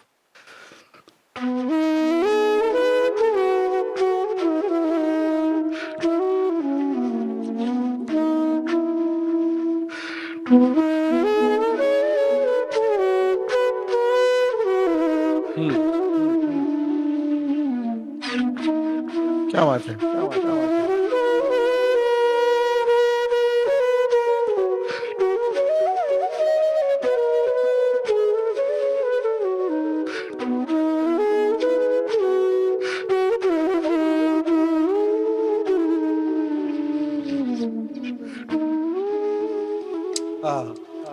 वाह वाह वाह वाह वाह, सलोना सा सजन। क्या बात है। तो आशा ताई के साथ मेरा ऐसे चलता था, गुलाम अली के साथ भी। वाह। एक एक जगह वो ले रहे हैं, एक एक जगह मैं ले रहा हूं। अपनी तस्वीर में ऐसा यहाँ पे लीला में मैंने बजाया था 28 बार सिर्फ मुखड़ा, अच्छा, 28 बार दोस्तों, बिलीव करिए 28 बार मैंने मुखड़ा। रूप कुमार, हरिहरन, सुरेश दादा वाटकर, ये सब सामने सुनने को बैठे हुए, और उनको तारी ने छोड़ दिया था, बीच में कुछ गडबड हुई थी। ते त्यांचा बरोबर तबला असा जरा साधारण होता, अर्षद म्हणून, अर्षदने खाली ठेका लावायचं इतकं लगी लड़ीचं त्यांच्या सवाई नाही होते. त्यांनी म्हटलं मेरे साथ बजाओगे, तो मैंने बोला मैं तो सिर्फ जगजीत भाई के साथ बजाता हूँ. बोले हमारे साथ बजाओगे तो मालूम पड़ेगा गायकी क्या होता है. मैंने बोला अच्छा, हमारे जगजीत भाई को गायकी नहीं आती है क्या? थोड़ा सा हिंदुस्तान पाकिस्तान हो गया. मैंने बोला ठीक है. मैं भी थोड़ा बच्चा था ना तो गुस्सा ज्यादा होता था. अभी मैं ऐसा नहीं करूंगा. अपनी तस्वीर को आंखों से लगा था, तो मैंने किया लगा था. तो जैसे उन्होंने म्यूजिक के लिए छोड़ा, मैंने म्यूजिक नहीं बजाया, मैंने मुखड़ा ही पकड़ा.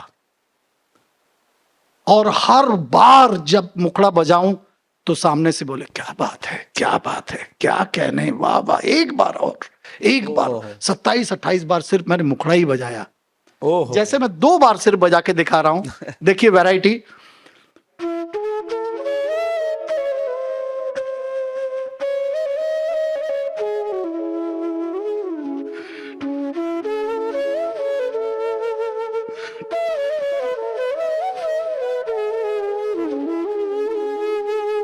क्या बात है.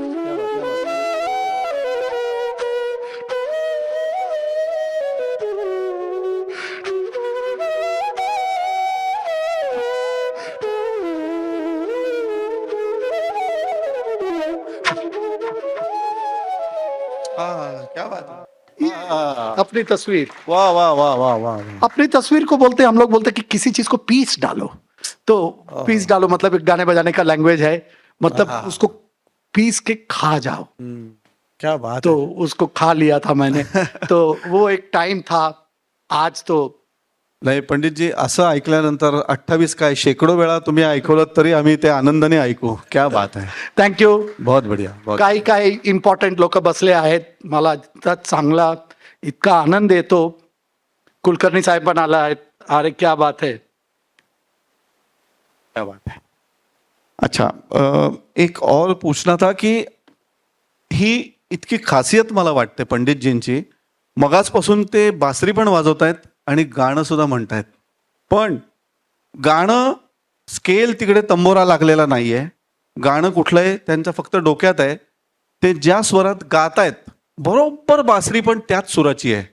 म्हणजे आतून इतके ट्यून्ड आहेत ते की त्यांना गाणं सुद्धा त्याच सुरामध्ये ते बरोबर गातायत. क्या बात है क्या पंडितजी. बात है अमर भाई. थँक्यू अरे थँक्यू. बहुत बड़ी बात है. और हमने जो फोन पे बात की थी तो आपने ये कहा था कि गाना भी आना जरूरी है. जी जी. तो तबला भी है, गाना भी है. तो कोई महफिल में ऐसा होता है आपका मन करता है थोड़ा गा भी लूं? मैं बहुत महफिल में गाता हूँ और यही मेरी खासियत है कि मैं बंदिश को कभी कभी गा के दिखाता हूँ. और कभी कभी उस्ताद नसीर अहमद खान साहब, तान सम्राट, उनके स्टाइल की जो ताने मैंने शुरू की बांसुरी में, निजा निजा निजा निजा निजा निजा निजा निजा निजा निजा निजा मगर निजा निजा निजा निजा बता, ये जो दा ये मैं गा के दिखाता हूँ कि ये कितना मुश्किल है. आप अगर इसको देखें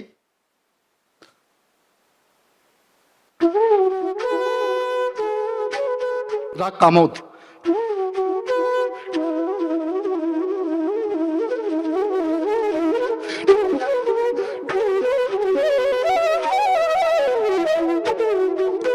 ये नसीर अहमद खान साहब की ताने हैं. ओहो.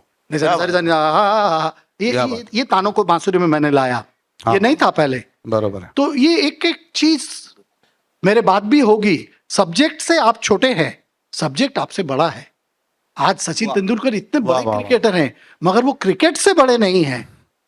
क्या बात है. एक क्या बात गप्पा है. वाह वाह वाह. मैं बोलना चाहता हूं. कभी कभी बोलते हैं ना ये God of flute, God of tabla, God of sitar, ऐसे. तो अभी रविशंकर जी से बड़ा नाम तो कौन होगा सितार में. ऑफ कोर्स विलायत खान साहब भी कम नहीं है. हम कंपैरिजन करने के लिए यहाँ नहीं हैं, मगर नाम के हिसाब से जो कंट्रीब्यूशन पूरे वर्ल्ड में वो पंडित रविशंकर जी हैं. तो रतनोत्तमा सेन गुप्ता उस वक्त संडे टाइम्स का जो सप्लीमेंट होता है वो पूरे इंडिया में सेम होता है. मुंबई टाइम्स जो है, बॉम्बे टाइम्स, वो सिर्फ मुंबई का सप्लीमेंट है, संडे टाइम्स पूरे इंडिया का सेम पेज। तो उसका इंटरव्यू रविशंकर जी का लेने के लिए उसका फीचर राइटर थी रतनोत्तमा सेनगुप्ता। वो आई 95 लोधी स्टेट में रविशंकर जी के घर आई, ती आली आणि ती म्हणाली की मला खूप आनंद होतो, मी आज भेटणार गॉड ऑफ सितार बरोबर। रविशंकर जी म्हणाले, तब तो आप गलत जगह पे आए हैं। धीरे धीरे बोलते थे, नहीं नहीं नहीं नहीं नहीं नहीं नहीं, god of sitar doesn't stay here. No no Pandit ji, क्या बात. I can see you. Are you joking? No, I'm not joking. I am serious, beta. वा वा. Because God never make mistakes. ओहो. I made so many mistakes. ओ हो. I made huge mistakes many times. Wrong thi I. Sometimes my sitar did not tune properly, and still me vajavla. How can I become God? You can call me one of the best, which I am. ओहो हो. क्या बात. But don't call me god of sitar. I am not. मी केदार लीला म्हटलं तुम्ही God आहे, त्यांनी म्हटलं की नाही नाही, मैं गॉड नाही हूं. बट त्यांना बघून असं वाटतं की ते गॉडच आहे, पण क्या बात काय ते करतात मी सांगणार. वेल, म्हणजे काही कलाकार असे असतात की ते जन्म वेचून त्या कलेची इतकी साधना करतात की ती साधना करता करता ती कला त्यांना सिद्ध होते आणि म्हणून ते देवत्वाला पोचतात. म्हणून आपल्यासारख्या लोकांना त्यांना God of sitar, God of flute असं म्हणावंसं वाटतं. असं वाटतं, पण ऍक्च्युअली असं नाही. बरोबर आहे. कारण त्यांनी जेवढे खोल ते जातात तेव्हा त्यांना कळतं की और गहराई है. म्हणजे आपण काही अभी तो शुरुआत है अभी तो शुरुआत है. ऐसा हर वक्त लगता होगा. जेव्हा आपण बोलत होतो मतलब there is nothing call perfection. Exactly. All is just getting better. As much as you learn, you realise how much you don't know. How क्या मच बात you don't know. Immediately you realise, no no, people say आज आपने क्या perfection से बजाया, पण स्वतःला माहिती आहे मी किती मिस्टेक केलेला आहे. स्वतःला ते तुम्हाला माहिती आहे, ते दर्शकांना नाही.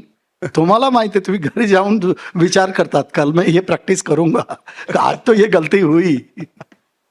ते म्हणजे ग्रॅज्युएट झाल्यावर एखाद्या मुलाला जसं वाटतं की आपल्याला आता कळायला लागलं सगळं, मग तो पोस्ट ग्रॅज्युएट होतो, त्याला लक्षात येतं की अरे आपल्याला वाटत होतं आपल्याला कळतं पण तसं काही नाही आहे. मग तो PhD करतो तेव्हा त्याच्या लक्षात येतं अरे आपल्याला तर काही कळत नाहीच, पण आजूबाजूच्याही कोणाला काही कळत नाही आहे. तशातला तो थोडासा भाग आहे. वा वा वा. तर असं म्हणतात की 7 जन्म एखादी कला जोपासली की तरच तुम्ही देवत्वाला पोचता.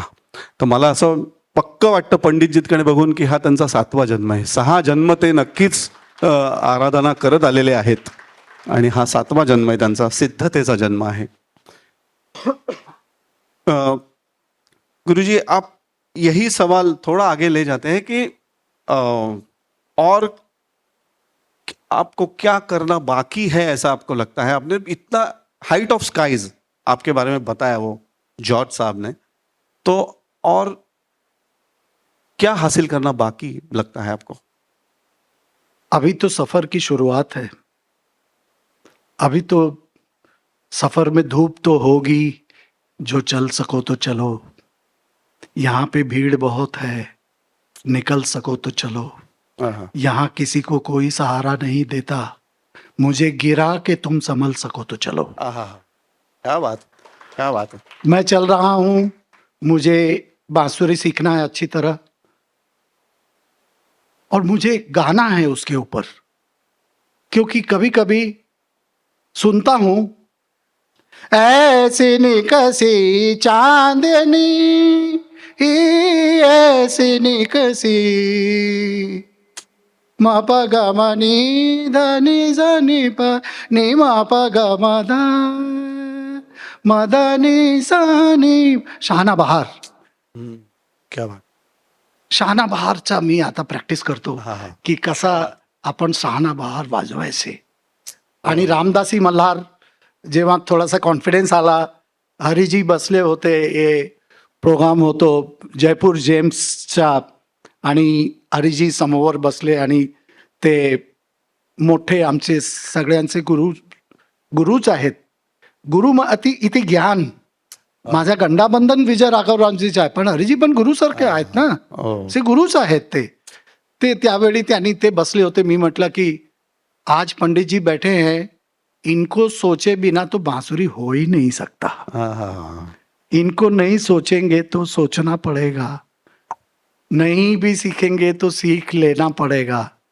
तो मैं एक राग बजा रहा हूँ जो बांसुरी में कभी बजता नहीं, तो पंडित जी की भी आंखें बड़ी हो गई, ऐसा कौन सा राग ये बजाएगा. तो मैंने रामदासी बजाया उस दिन, और रामदासी कैसे बनती है वो भी बताया. आप VR आठवले को सुनेंगे तेव्हा तुम्हाला कळणार की रामदासीचा उद्गम कसा झाला. जेव्हा तानसेनने मिया मल्हारचं गायन केला, तिकडे रामदासजी महाराज पण बसले होते आणि त्यांनी म्हटलं की ये तानसेन ने तो बहुत अच्छा गाया, मैं भी एक मल्हार गाऊंगा तानसेन का मियाँ मल्हार सुन के ही, मगर मैं इसमें गॉड मल्हार मिलाऊंगा. इसीलिए सा ने सा रे ग म रे प ग म रे सा रे ग ग म रे प म प ध नि सा नि प म प ध नि प गॉड मल्हार नि म प प ग रे ग. असा आहे रामदासी. पंडित जी थोड़ा सुनाइए ना प्लीज. अच्छा,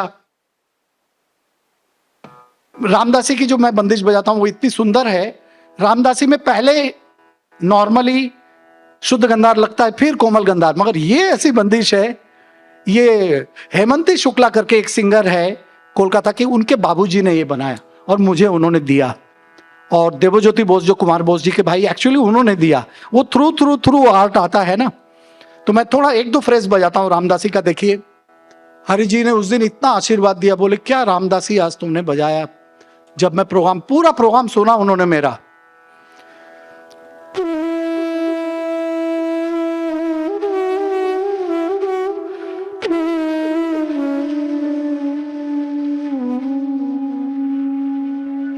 दैवत पे न्यास,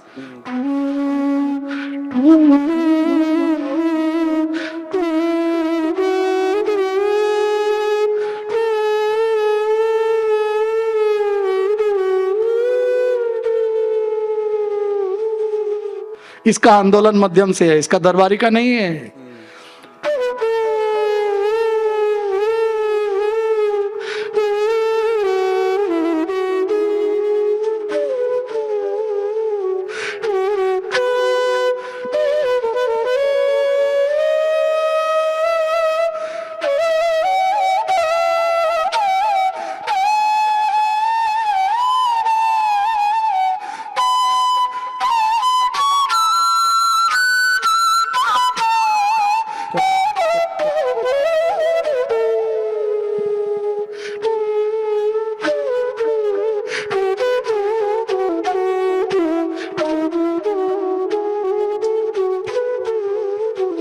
क्या बात.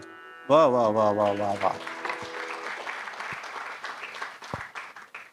मला सांगायला खूप आनंद होतो की श्रीमद भागवत कथा, भागवत पुराण, जी, त्याला साथ संगत करायचं मला भाग्य मिळालं. स्वामी गोविंद देव गिरी यांच्याबरोबर मी अनेक वेळा भागवत कथा साथ केली आहे. आणि त्याच्यामधला दशम स्कंद जो आहे तो कृष्ण चरित्र आहे. आणि त्या कृष्ण चरित्रामध्ये त्या कन्हैयाची मुरली हा इतका अलौकिक विषय आहे की त्या गोपींना पण मत्सर होत असतो की त्या कन्हैयाला ती मुरलीच का जास्त प्यारी आहे. ती सतत तो ओठांना लावून असतो. त्या मुरलीचं मनोगत फार ऐकण्यासारखं आहे. ती असं म्हणते की सर्वप्रथम मी काय केलं असेल तर स्वतःच्या वंशावळीपासून मी स्वतःला तोडून घेतलं. बांस का तुकडा जो है वो पहिले तो अलग होता है. त्याच्यानंतर ती म्हणते मी सरळ आहे, माझ्यामध्ये कुठेही गाठ नाही आहे, पूर्णपणे पोकळ आहे आणि मला जी 6 छिद्र आहेत त्याच्यामधून षड रिपू बाहेर काढून टाकलेत. काम, क्रोध, लोभ, मोह, मद, मत्सर. आणि षड रिपू बाहेर काढल्यानंतर मी अंतर्बाह्य शुद्ध झाले. वाह. म्हणून मी परमात्म्याचं वाद्य बनले. दुसरं असं महत्वाचं की मी माझ्या पदरचं काही बोलत नाही. जब तक मेरा स्वामी मेरे अंदर फूक नहीं डाले तब तक मुझसे आवाज नहीं निकलेगी. सही बात है. तर हे आत्मसमर्पण आहे की स्वतःला पूर्ण हवाले करून द्यायचं की तुला हवं तर त्याच्यामध्ये फुंकर घाल, नाही तर घालू नकोस. ती छिद्र झाकायची तर झाक, नाही तर उघडी ठेव. येणारी मेलडी ही अप्रतिम असणार आहे, हा दुर्दम्य आत्मविश्वास. असं करून मी भगवंताला पूर्ण अर्पण झाले. तेव्हा ती मुरली, म्हणजे ती इतकी मुरली भगवंताच्या चरणी की ती मुरलीच झाली. तर ती मुरली आज आपण पंडितजींकडनं तीच मुरली ऐकतोय. क्या बात आहे पंडितजी. आणि त्याच्यामध्ये असा उल्लेख आहे की त्या कृष्णाची मुरलीचा प्रभाव असा होतो की यमुनेचा प्रवाह सुद्धा थांबतो. यमुना का प्रवाह रुक जाता है. वाह. ते कमळ जे असतात ती त्या भगवंताच्या चरणी उचलून उचलून टाकून लागतात. उचलून टाकतो. वाह. जो मरकट आहे, माकड, ते इतकं चंचल असतं पण ते ती मुरली ऐकून स्तब्ध मुनीश्वरासारखं बसून राहतं. किंवा त्या हरिणी जी आहेत त्याच्या पायाशी जणू काही त्याची पूजा करतायत. अख्ख्या सृष्टीवर त्या बासरीचा असा काही परिणाम होत असतो. आणि मग त्या किशोरी ज्या गोपी असतात तर त्या गोपींच्याही मनावर अर्थातच तो परिणाम व्हायचा असतो. आणि म्हणून त्या एक वेगळं व्रत आचरण करतात. पण त्या वेणुगीत जो है भागवत में, तो वास्तव में ये सिर्फ पुराण की बात आपको लगती है या ऐसा बंसुरी का प्रभाव हुआ होगा पूरी सृष्टि पे? जरूर हुआ होगा. जब हम लोग बजाते हैं तो कई बार ता दा दा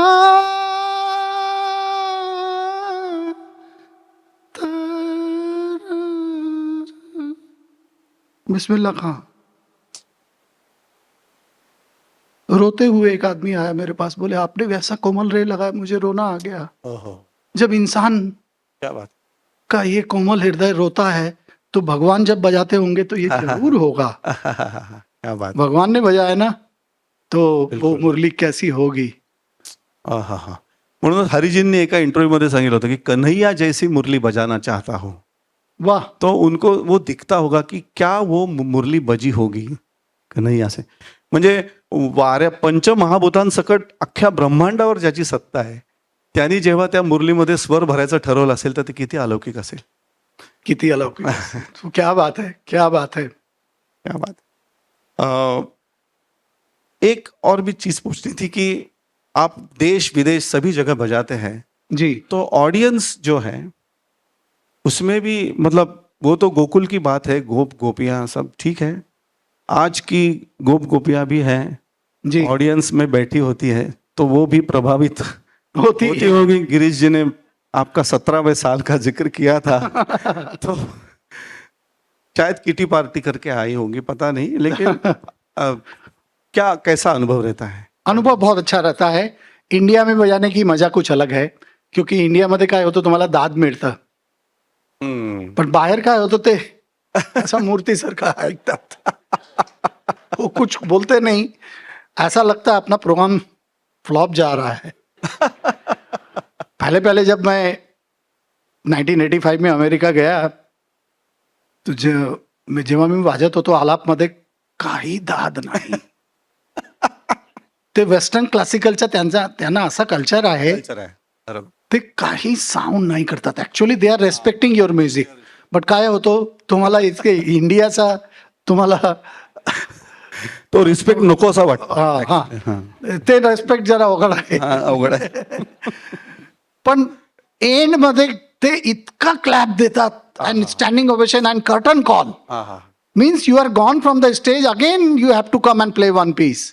दॅट इज द कल्चर. क्या बात. त्यावेळी मला कळलं की ओ ये म्यूजिक को डिस्टर्ब नहीं करते मगर एंड में उसकी भरपाई कर देते हैं.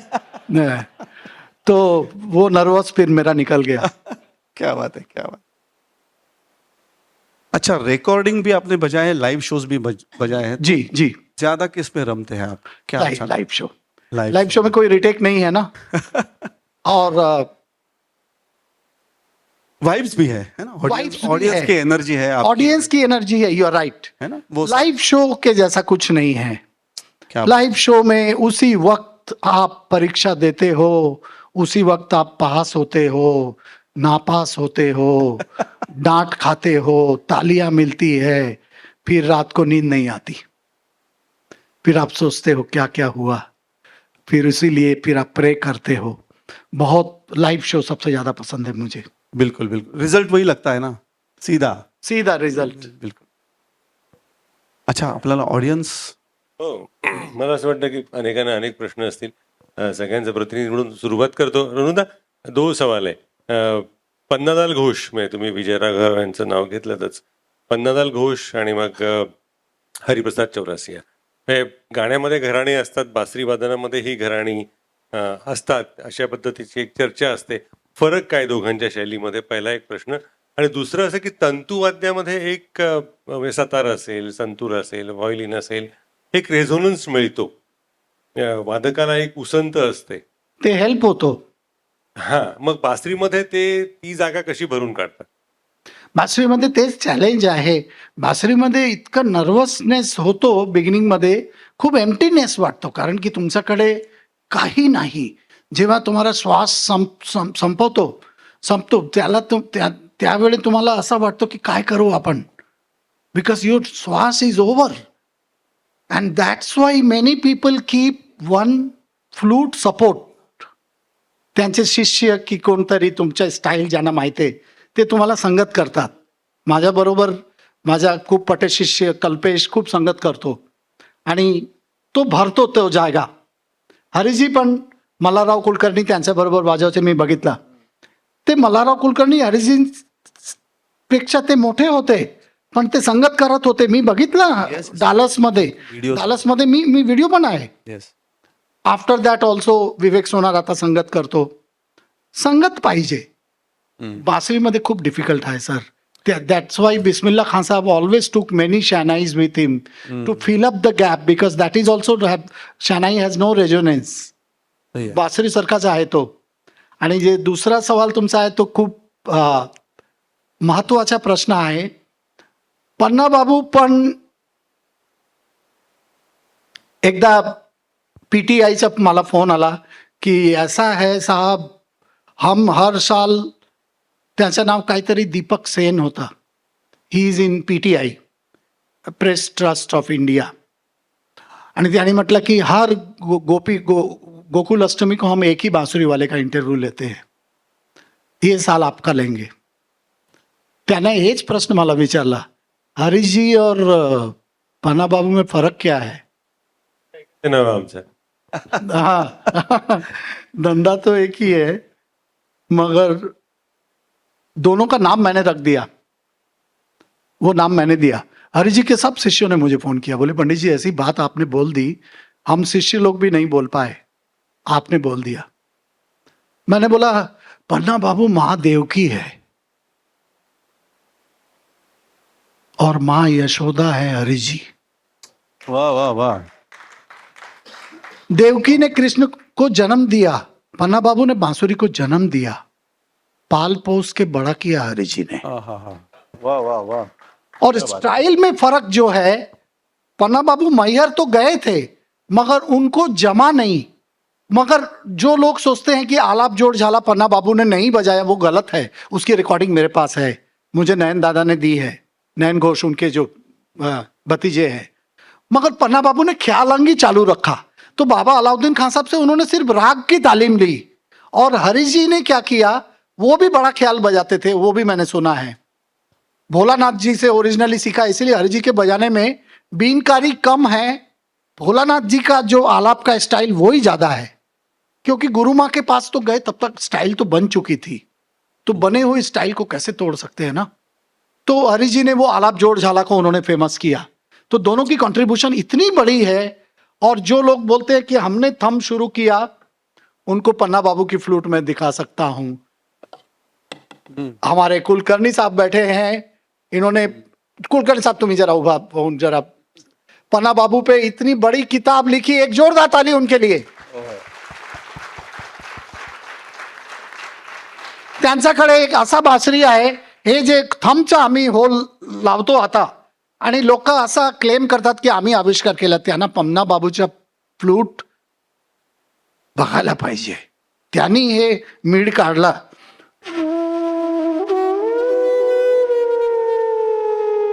हे पन्नाबाबू सगळं केलं त्यांनी, आणि हे मध्यमचा तर पन्नाबाबूचा आहे, ते प्रश्नच नाही.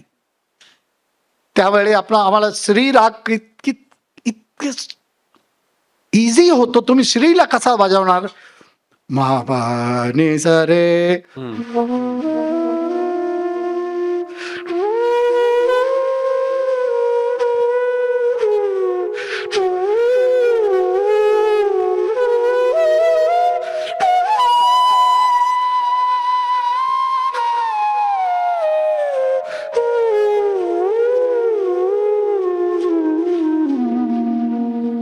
That is Shri. वाह वाह वाह, क्या बात है. श्री काय पन्ना बाबूने वाजवला. हा हा हा. तो गिरीशजीचा हा प्रश्न मला मेरे दिल को छू गया, मेरे दिल को छू गया. दोनों की स्टाइल में क्या कंट्रीब्यूशन है, वो ही लेके हम लोग चल रहे हैं.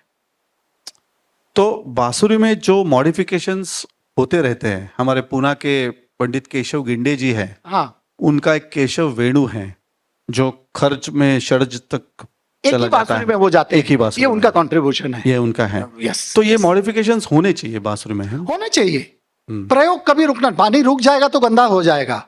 पानी को तो बहते रहना है. अरे चेंज ही दुनिया का नियम आहे. चेंज तो होणे. केशव वेणूचा खूप रेस्पेक्ट आहे मला, पण मला असं वाटतं की उसमें उतना कॉन्सर्ट लेवल की फ्लेक्सिबिलिटी नहीं है.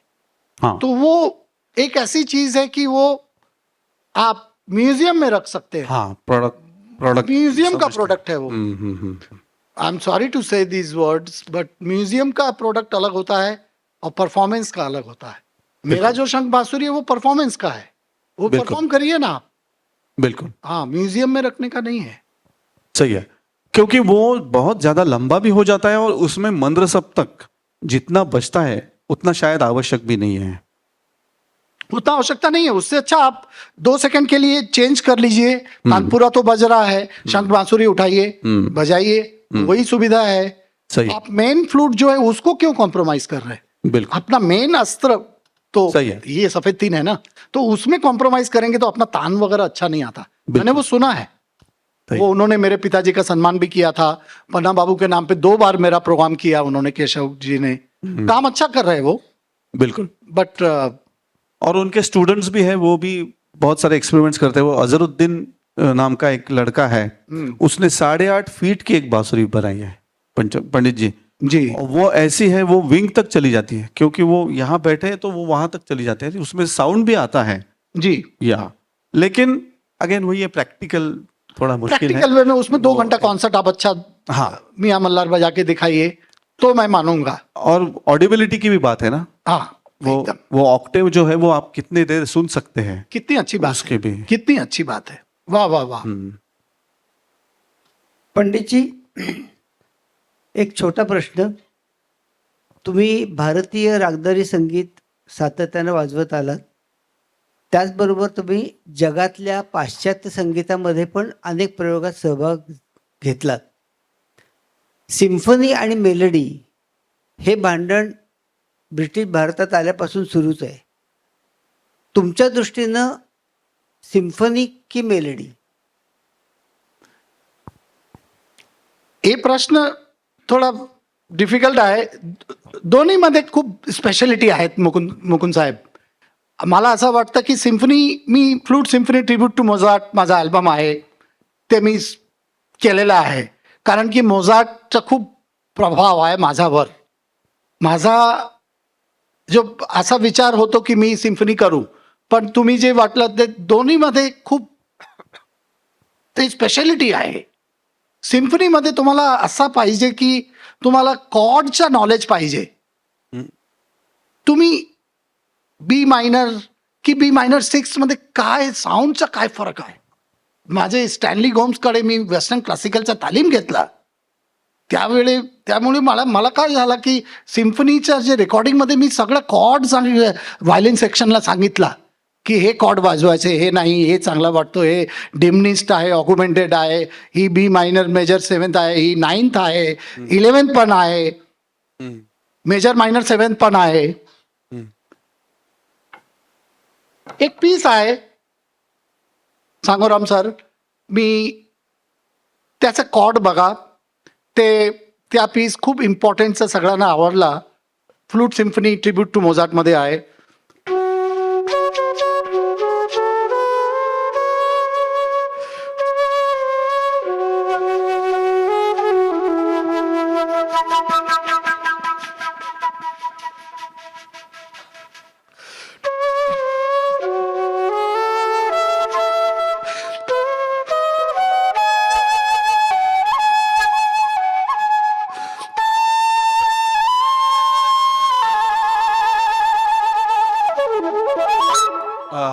क्या हो.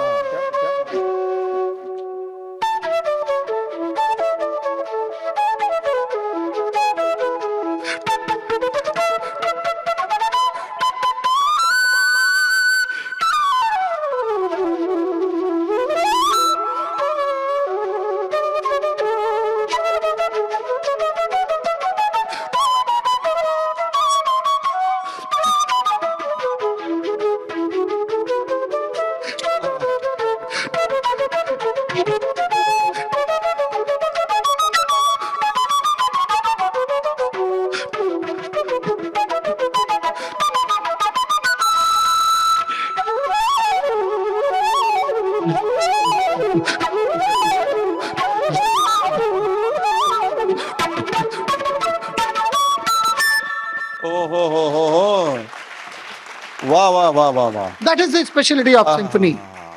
जेव्हा व्हायलिन सेक्शन बरोबर मी वाजवला, हा हा हा हा. डोळ्यात अश्रुधारा, क्या बात आहे. मला वाटलं काय म्युझिक हे आहे. मला असं वाटतं की एक बासरी वादक म्हणून मी नक्की सांगू शकतो की दोन्ही प्रकारच्या म्युझिकचा अप्रोच जो आहे तुमच्या फुंकीमध्येच लक्षात येत असेल की ती की फ्लूटच साउंड होते. आपने अभी जो बजाय वो की फ्लूट जैसा बज रहा है क्योंकि अप्रोच ऐसा है आपका. और आप जब राग Approach. संगीत, हाँ, वाह. क्योंकि आप राग संगीत जब बजाए उसमें पूरा मींड गायकी वो सब अंग है, और वही अभी सिम्फनी जैसा बजा रहे तो की फ्लूट जैसा लग रहा है. तो कितनी, ये बहुत मुश्किल है. एक फ्लूटिस्ट से जब ऐसी बात सुनने को मिलती है तो आपको सब अवार्ड मिल जाता है. ये अवार्ड है. अमर जी ऐसा ऐसा काम करते हैं. अभी मुझे मेरी बहन ने एक रील भेजा आज सुबह. अमर जी ने ऐसी बांसुरी छोटी फ्लूट में फूक की जो कंट्रोल उनकी थी, ओहो. था तो बेसिक धुरंधर का गाना, मगर उसमें धुरंधर में अमर जी नजर. अमर धुरंधर. अरे बाप रे. अमर धुरंधर ओक. नाही नाही. अमर अरे धुरंधर बाप ओक. रे. ऋणुदा, तुम्ही पण रील वगैरे वेळ घालवता? मी पण घालतो. रीलचा जमाना है. जमाने के साथ चलो. क्या बात है. एक थोड़ा सटायर है.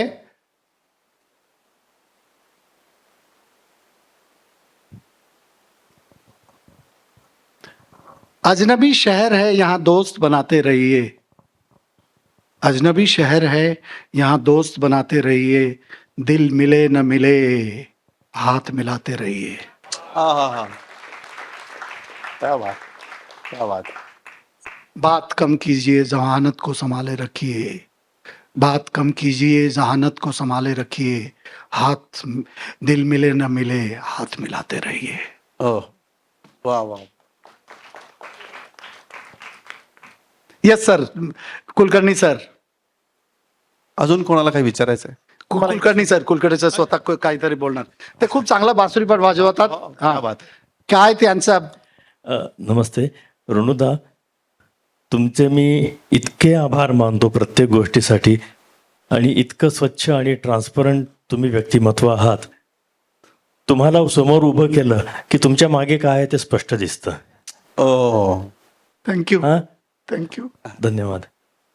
माझा एक प्रश्न म्हणण्यापेक्षा त्याच्यातून आपल्याला पुढची आताची पिढी आणि पुढची पिढी यांच्यासाठी काहीतरी, मला एक क्युरियोसिटी खूप आहे. असं एक माझ्या अनुभवातनं किंवा आपलाही सगळ्यांचा अनुभव एक आहे की आधी जी आपण मेहनत करतो ती घासून पिटून आणि अगदी इंटेन्सली हे करून करत होतो.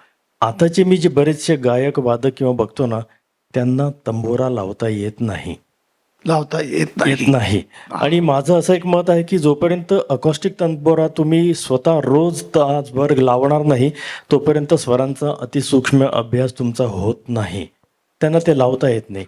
आणि ते सुद्धा आता जे वाजवत आहेत, बासरी असो किंवा काय संगीत असो, तर ह्यांना एका क्वालिटीकडे घेऊन जाण्यासाठी, डेप्थकडे किंवा डेन्सिटीकडे घेऊन जाण्यासाठी तुम्ही काय संदेश द्याल? म्हणजे थोडक्यात मी असं फरक ना, चेंज आणि इव्हॉल्युशन याच्यात फरक आहे. चेंज म्हणजे बदलतं, काहीतरी वरून पडतं, काहीतरी होतं. इव्हॉल्युशनला एक डायरेक्शन असते. इव्होल्युशनला डायरेक्शन असते. काय? आणि ती ही आताची जी सगळे संगीत शिकणारे लोक किंवा पुढे येणारे आहेत, यांना ही डेप्थ आणि डेन्सिटी मेंटेन करून एक डायरेक्शनने संगीत पुढे नेण्यासाठी, आणि स्टॅग्नेट व्हायचं नाहीये पुन्हा. नाही पण मला असं तर वाटतं तर याच्यासाठी तुम्ही काय संदेश द्याल लोकांना? संदेश असा आहे की सब्जेक्टला तुम्ही प्रेम करा. अगेन आय एम सेइंग, तुम्ही सक्सेसला प्रेम करतात. माझे जे शिष्य येतात ते म्हटलं की आपके जैसा कभी बजाऊंगा. मैं बोला कभी नहीं. बोले गुरुजी ऐसी कैसी बात बोलते हैं आप, भगवान भी तो बैठा है. मैंने बोला भगवान ने तुम्हारा चेहरा अलग बनाया, तुम मेरे जैसे दिखते ही नहीं हो, तो मेरे जैसा बजाओगे कैसे? अरे तुम मेरे जैसे दिखते ही नहीं. एक भोपाल में मेरे गुंडेचा बंधु ने इतनी अच्छे खुश हो गए मेरा जवाब. एक आदमी ने बोला आप हरि जी के जैसा बजा सकते हैं? मैंने बोला नहीं. बोले क्यों, कोशिश नहीं करते? मैं बोला कोशिश करने से भी नहीं होगा, क्योंकि मैं उनके जैसा दिखता ही नहीं हूँ. वो भी मेरे जैसा बजा नहीं सकते क्योंकि वो मेरे जैसे दिखते नहीं. हर व्यक्ति को भगवान ने यूनिक बनाया है. You are born unique. Believe in yourself, create your own style, don't copy. You will be a xerox. Don't copy. When you sing, मेरे पिताजी बोलते थे उत्तम गाना, मध्यम बजाना, तृतीय नाचना, बिकट बताना. सबसे उत्तम गाना है, गाने को सुनिए. खाली फ्लूट बजाते तो फ्लूटिस्ट को ही सुन रहे हैं, तो गाने में कितनी चीजें वो रह जाती है पीछे. ए दा दा रा जगत जननी जगदम. अभी दुर्गा राग में ये धैवत में आने का अंदाज तो देखिए. रे रे पा पा दा मा पा दा जा रे पा आ रे, असा होतो. उत्तम गाणं ऐका. नाही पण मला मला असं copy वाटतं पुढच्या प्रश्नाकडे जाऊया, यांना विचारायचं आहे. आणि हा सूर तुम्हाला पटतो का, की आताच्या पोरांना काही जमतच नाही? हे जरा मला असं वाटतं फारच होत आहे ना. म्हणजे साधारण 150 वर्ष झाली वयाची की माणसं असं बोलू शकतात, असं असं मला वाटतं. तर ते तुम्ही तरुण पोरांना शिकवता, तरुणही चांगले बासरी वादक होत आहेत. तर तुमचा त्या तरुण कलाकारांविषयीचा एकंदर दृष्टिकोन काय आहे? कारण एक विख्यात संगीतकार होऊन गेले आपल्या हिंदी चित्रपटांमध्ये. अनेक शास्त्रीय संगीत त्यावर आधारित गाणी त्यांनी दिलेली आहेत. तुम्हाला नाव माहिती असेल, नाव घेणं बरोबर नाही. ते वयाच्या उत्तरार्धामध्ये असं म्हणायला लागले होते, अभी गाना बचा ही कहाँ है. आपण गायला थांबलं म्हणून गाणं थांबलं असं होत नाही ना. असं होत नाही. मला असं वाटतं की ज्यांना असं वाटतं की फिल्म सॉन्ग तो यार इजी है, उनको मैं एक ही चीज बोलूंगा, अल्लाह तेरो नाम, ईश्वर तेरो नाम, गम ग रे ग सा रे सा, अल्लाह तेरो नाम ईश्वर. लताबाई ने ऐसा काम केलेला आहे. और सिर्फ नाम का लाइट म्यूजिक है, मुझे लगता नाम का लाइट म्यूजिक है. आप जो 1 घंटे में बताते हो वही किशोर कुमार ने 5 मिनट में बता दिया, वही रफी साहब ने 5 मिनट में बता दिया. तो वो कोई आमिर खान साहब से कम नहीं है. रफी साहब, है. वाह वाह. किशोरदा कम नहीं है. जो ऐसा सुर किशोरदा के गले में है कि जसराज जी बोलते थे इनको पंखे से लटका दो तो भी बेसुरा नहीं होंगे. ऐसे हमारे किशोरदा. क्या बात. बहुत बजाया मैंने. शीशे के घरों में बजाते बजाते मुझे इतना टेंशन आया था. शीशे के घरों में देखो तो मैं दूसरे स्केल में गया. आई एम सॉरी, क्योंकि वो जरा फिलर डिफिकल्ट है. पत्थर दिल वाले बसते हैं जो प्यार को खेल समझते हैं और तोड़ के दिल को हंसते हैं.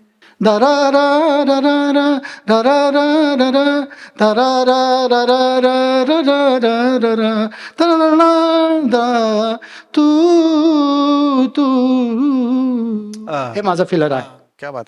तो तिसऱ्या अंतरामध्ये मला टेन्शन झाला. मला असं वाटलं की किशोरदा क्या गा रहे हैं यार. अगर मैंने इधर मिस्टेक किया तो पूरा इनको दोबारा गाना पड़ेगा. सनम तेरी कसम का गाना था कमल हसन के ऊपर. मैंने प्रे करना. Believe me, I was in a flute section आणि आय स्टार्टेड प्रेइंग, देवा मिस्टेक नको पाहिजे.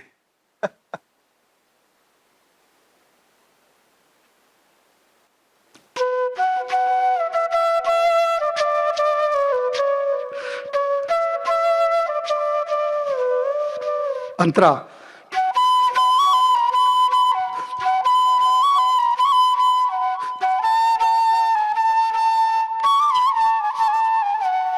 वायलिन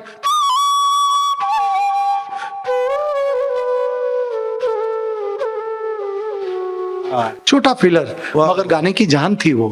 क्या बात. क्या बात. टेंशन आता था लाइव रिकॉर्डिंग. ऋणुदा, एक शेवटचा प्रश्न मला वाटतं घेऊया. हां. हा चालेल. Yes yes Kedar sir. विचारू. अच्छा, तुम्ही एवढ्या मोठ्या पदावर, उच्च पदावर आहात, तुमच्या अख्ख्या कला प्रवासात संबंध म्हणजे एक फ्लूट प्लेइंगमध्ये असं तुम्हाला कुठे वाटतं का की ही महत्वाची गोष्ट आहे फ्लूट प्लेइंगची आणि ही कधी कधी ऑडियन्सला नाही कळत, असं कुठचा क्षण असतो का म्हणजे फ्लूट प्लेइंगमध्ये की तो आस्पेक्ट मला ऑडियन्सला कळावं असं वाटतं आणि तो नाही कळला अजूनपर्यंत किंवा कुठे, असं असतं का? असतो. काय होतो जेव्हा आम्ही टेक्निकली एक फ्लुटिस्ट आहेत त्यांना माहिती आहे की बिलासखानी तोडी आपण वाजवतो. हे इतकं डिफिकल्ट आहे फ्लूट मध्ये, इतकं डिफिकल्ट. सारे ग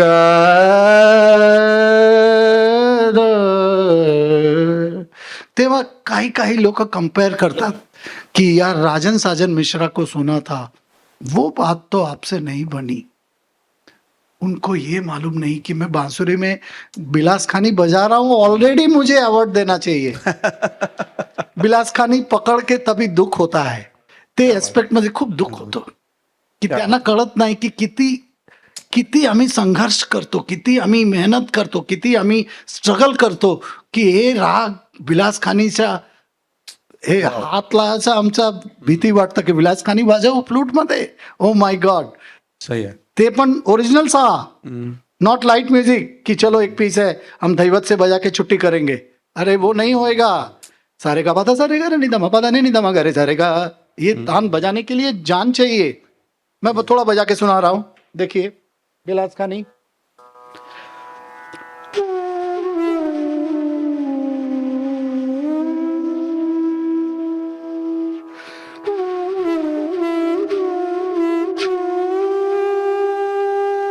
अभी तोड़ी है तो उसका गंधा थोड़ा चढ़ा होना चाहिए और कोमल रेट कम होना चाहिए. तो उसका श्रुति सुनिए.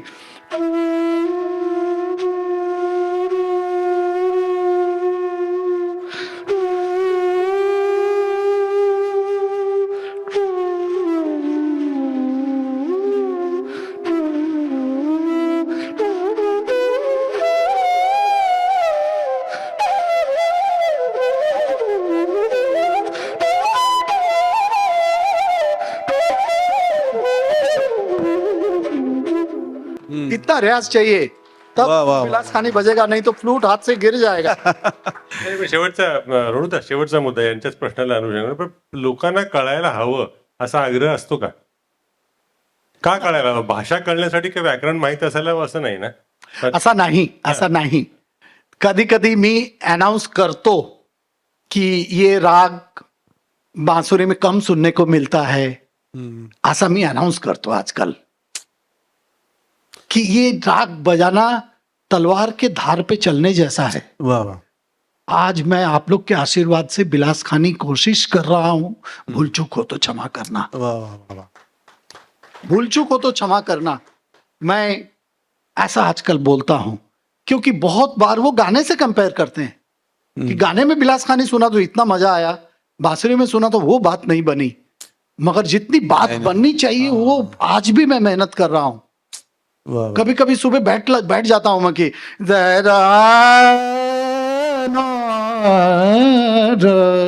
ये कैसे निकालूं मैं, एक फ्रेज के लिए फ्लूट दूसरा लूं क्या, या इसी में कुछ ऐसा करूं कि नजदीक तो जाऊं, हो जाए. नजदीक तो जाऊं मैं। सही आहे. ये मैं मीड अभी भी घसीट रहा हूं खुद को।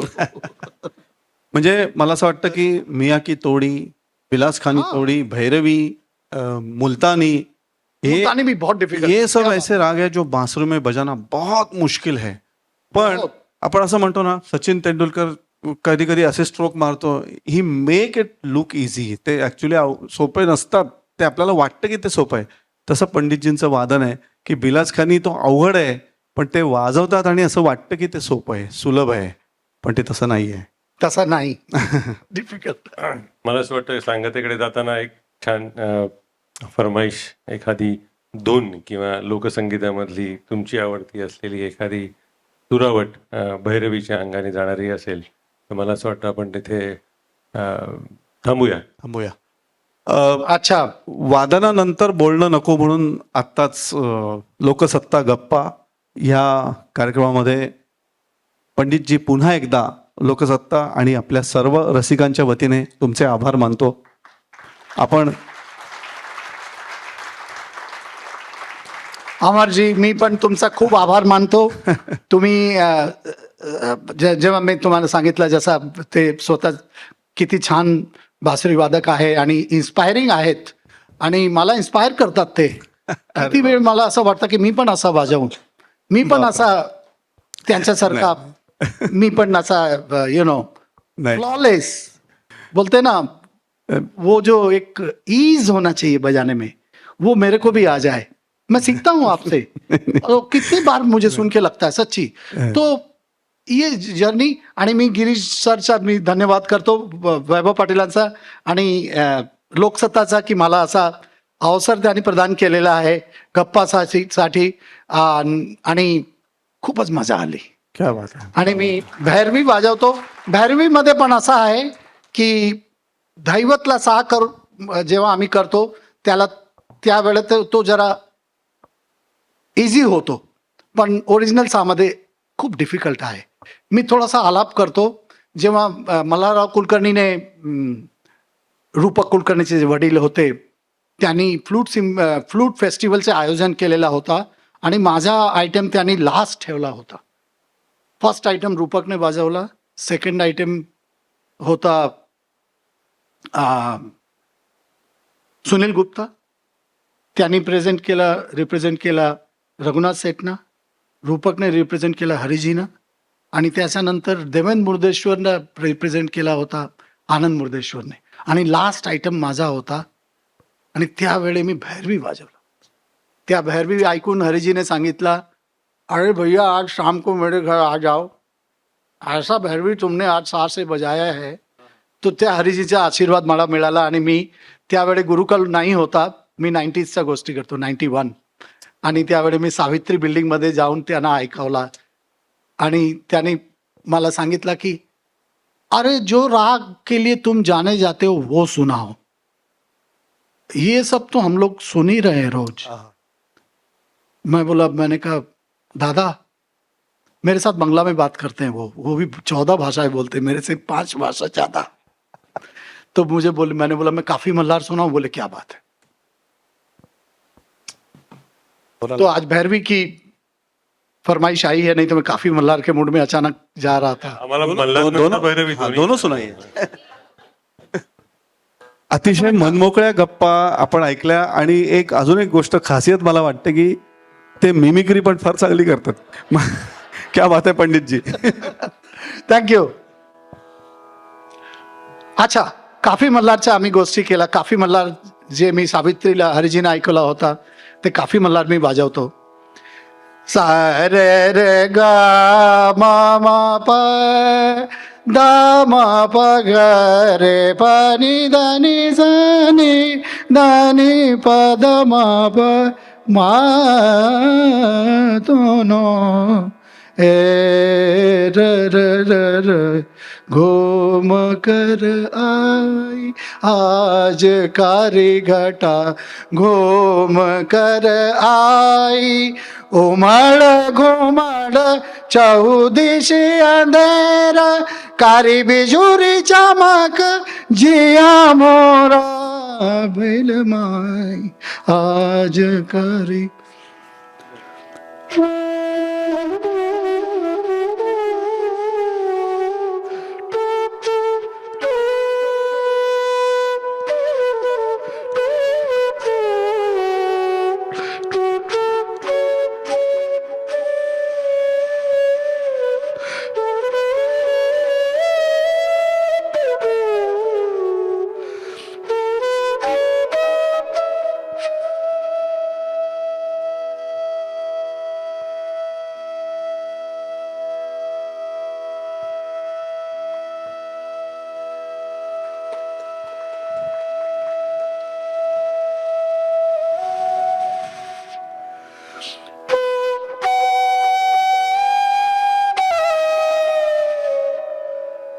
काफी है मल्हार.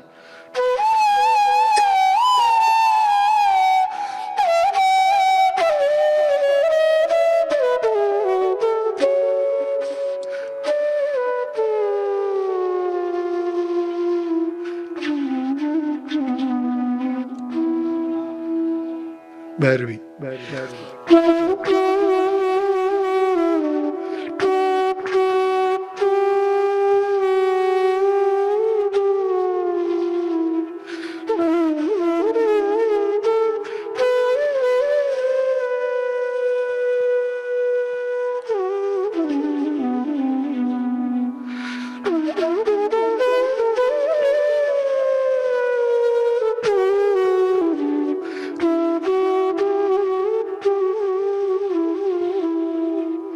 बाजू बंद खोला खोला जाए.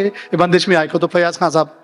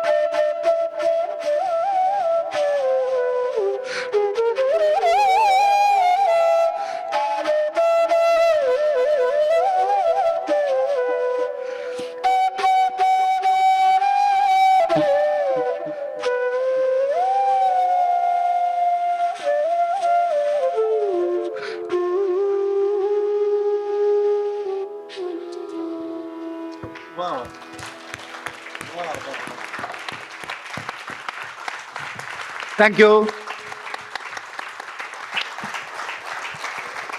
धन्यवाद पंडितजी. काय शिकायला मिळालं आज गप्पांमधून? मला असं वाटतं जे शिकायचं असतं त्याला समर्पण करायचं, जे शिकायचं त्याचा सतत रियाज करायचा, वा. जे शिकायचं त्याच्यात सतत नाविन्य शोधायचं आणि जे शिकायचं ते पुढच्या पिढीला देऊ करायचं. पंडितजी, गप्पांच्या शेवटाला तुम्ही रियाजाविषयी म्हणालात आणि तुमच्याच एका मुलाखतीत तुम्ही उस्ताद रईस खान यांची आठवण सांगितलेली रियाजाविषयीची. उस्ताद रईस खान म्हणतात, मैं अपने साये को पसीने में देखना चाहता हूँ, इतना रियाज करना है. वा. आणि त्यावर पंडितजींचं निरीक्षण असं होतं की उनका साया भी पसीने में भीग जाता था, इतना रियाज करते थे वो. अशा मंडळींच्या रियाजाला पाहत रईस खान साहेब. येस. येस, अशा मंडळींसोबत पंडितजी होते आणि त्यांनी हे सगळं विश्व स्थापन केले. आणि अमरजी 366 अमर बन्सीचे कार्यक्रम यांनी केलेत. हरीशजी पंडित केदार बोडस यांच्याकडे शिकलेत. पण अमरजी, तुम्हीच तुमच्या मुलाखतीत एकदा म्हटलं होतं, जेव्हा एखाद्या कलाकाराचा कार्यक्रम असतो आणि आपण त्याच्यासोबत व्यासपीठावर असतो, आपणही कलाकारच असतो, पण व्यासपीठावर त्याचं कलाकार व्हायचं नसतं, आपण त्याचं साथीदार व्हायचं असतं. तुम्ही आज ज्या नम्रतेने आणि पूर्णपणे समर्पित होऊन पंडितजींना बोलतं केलं, त्याबद्दल तुमचे मनापासून लोकसत्तातर्फे आभार. मी द इंडियन एक्सप्रेस ग्रुपच्या प्रकाशक वैदेही ठकार यांना व्यासपीठावर येण्याची विनंती करते आणि पंडितजींसाठी लोकसत्तातर्फे एक खास भेट. आणि एक गंमत सांगायला हवी. मला असं वाटतं तू अमर यांच्या मुलाखतीचे विषय सांगितलंच, त्याने एक आशावाद निर्माण केलेला आहे. तो मला असं वाटतं की आता उद्यापासून मी त्याच कामाला लागणार. ते असं म्हणाले की भागवत पुराणाचा त्यांनी संदर्भ दिला आणि कृष्णाची बासरी ऐकून माकडं शांत बसत होती. तर मला वाटतं ती धून आता शोधून काढायला हवी आहे. ही कल्पना आपण इथून घेऊन जावे आणि त्यासाठी त्यांना धन्यवाद देऊया.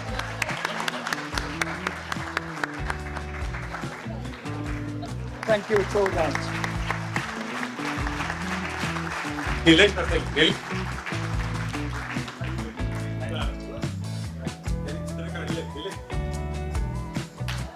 हे जे चित्र काढलेलं आहे, ज्याची भेट लोकसत्तातर्फे आपण त्यांना देतोय, हे चित्र काढलंय लोकसत्ताचे निलेश यांनी. क्या बात है.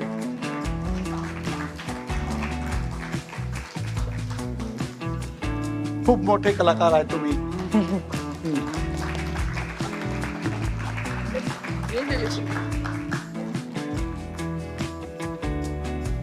अमरजी या.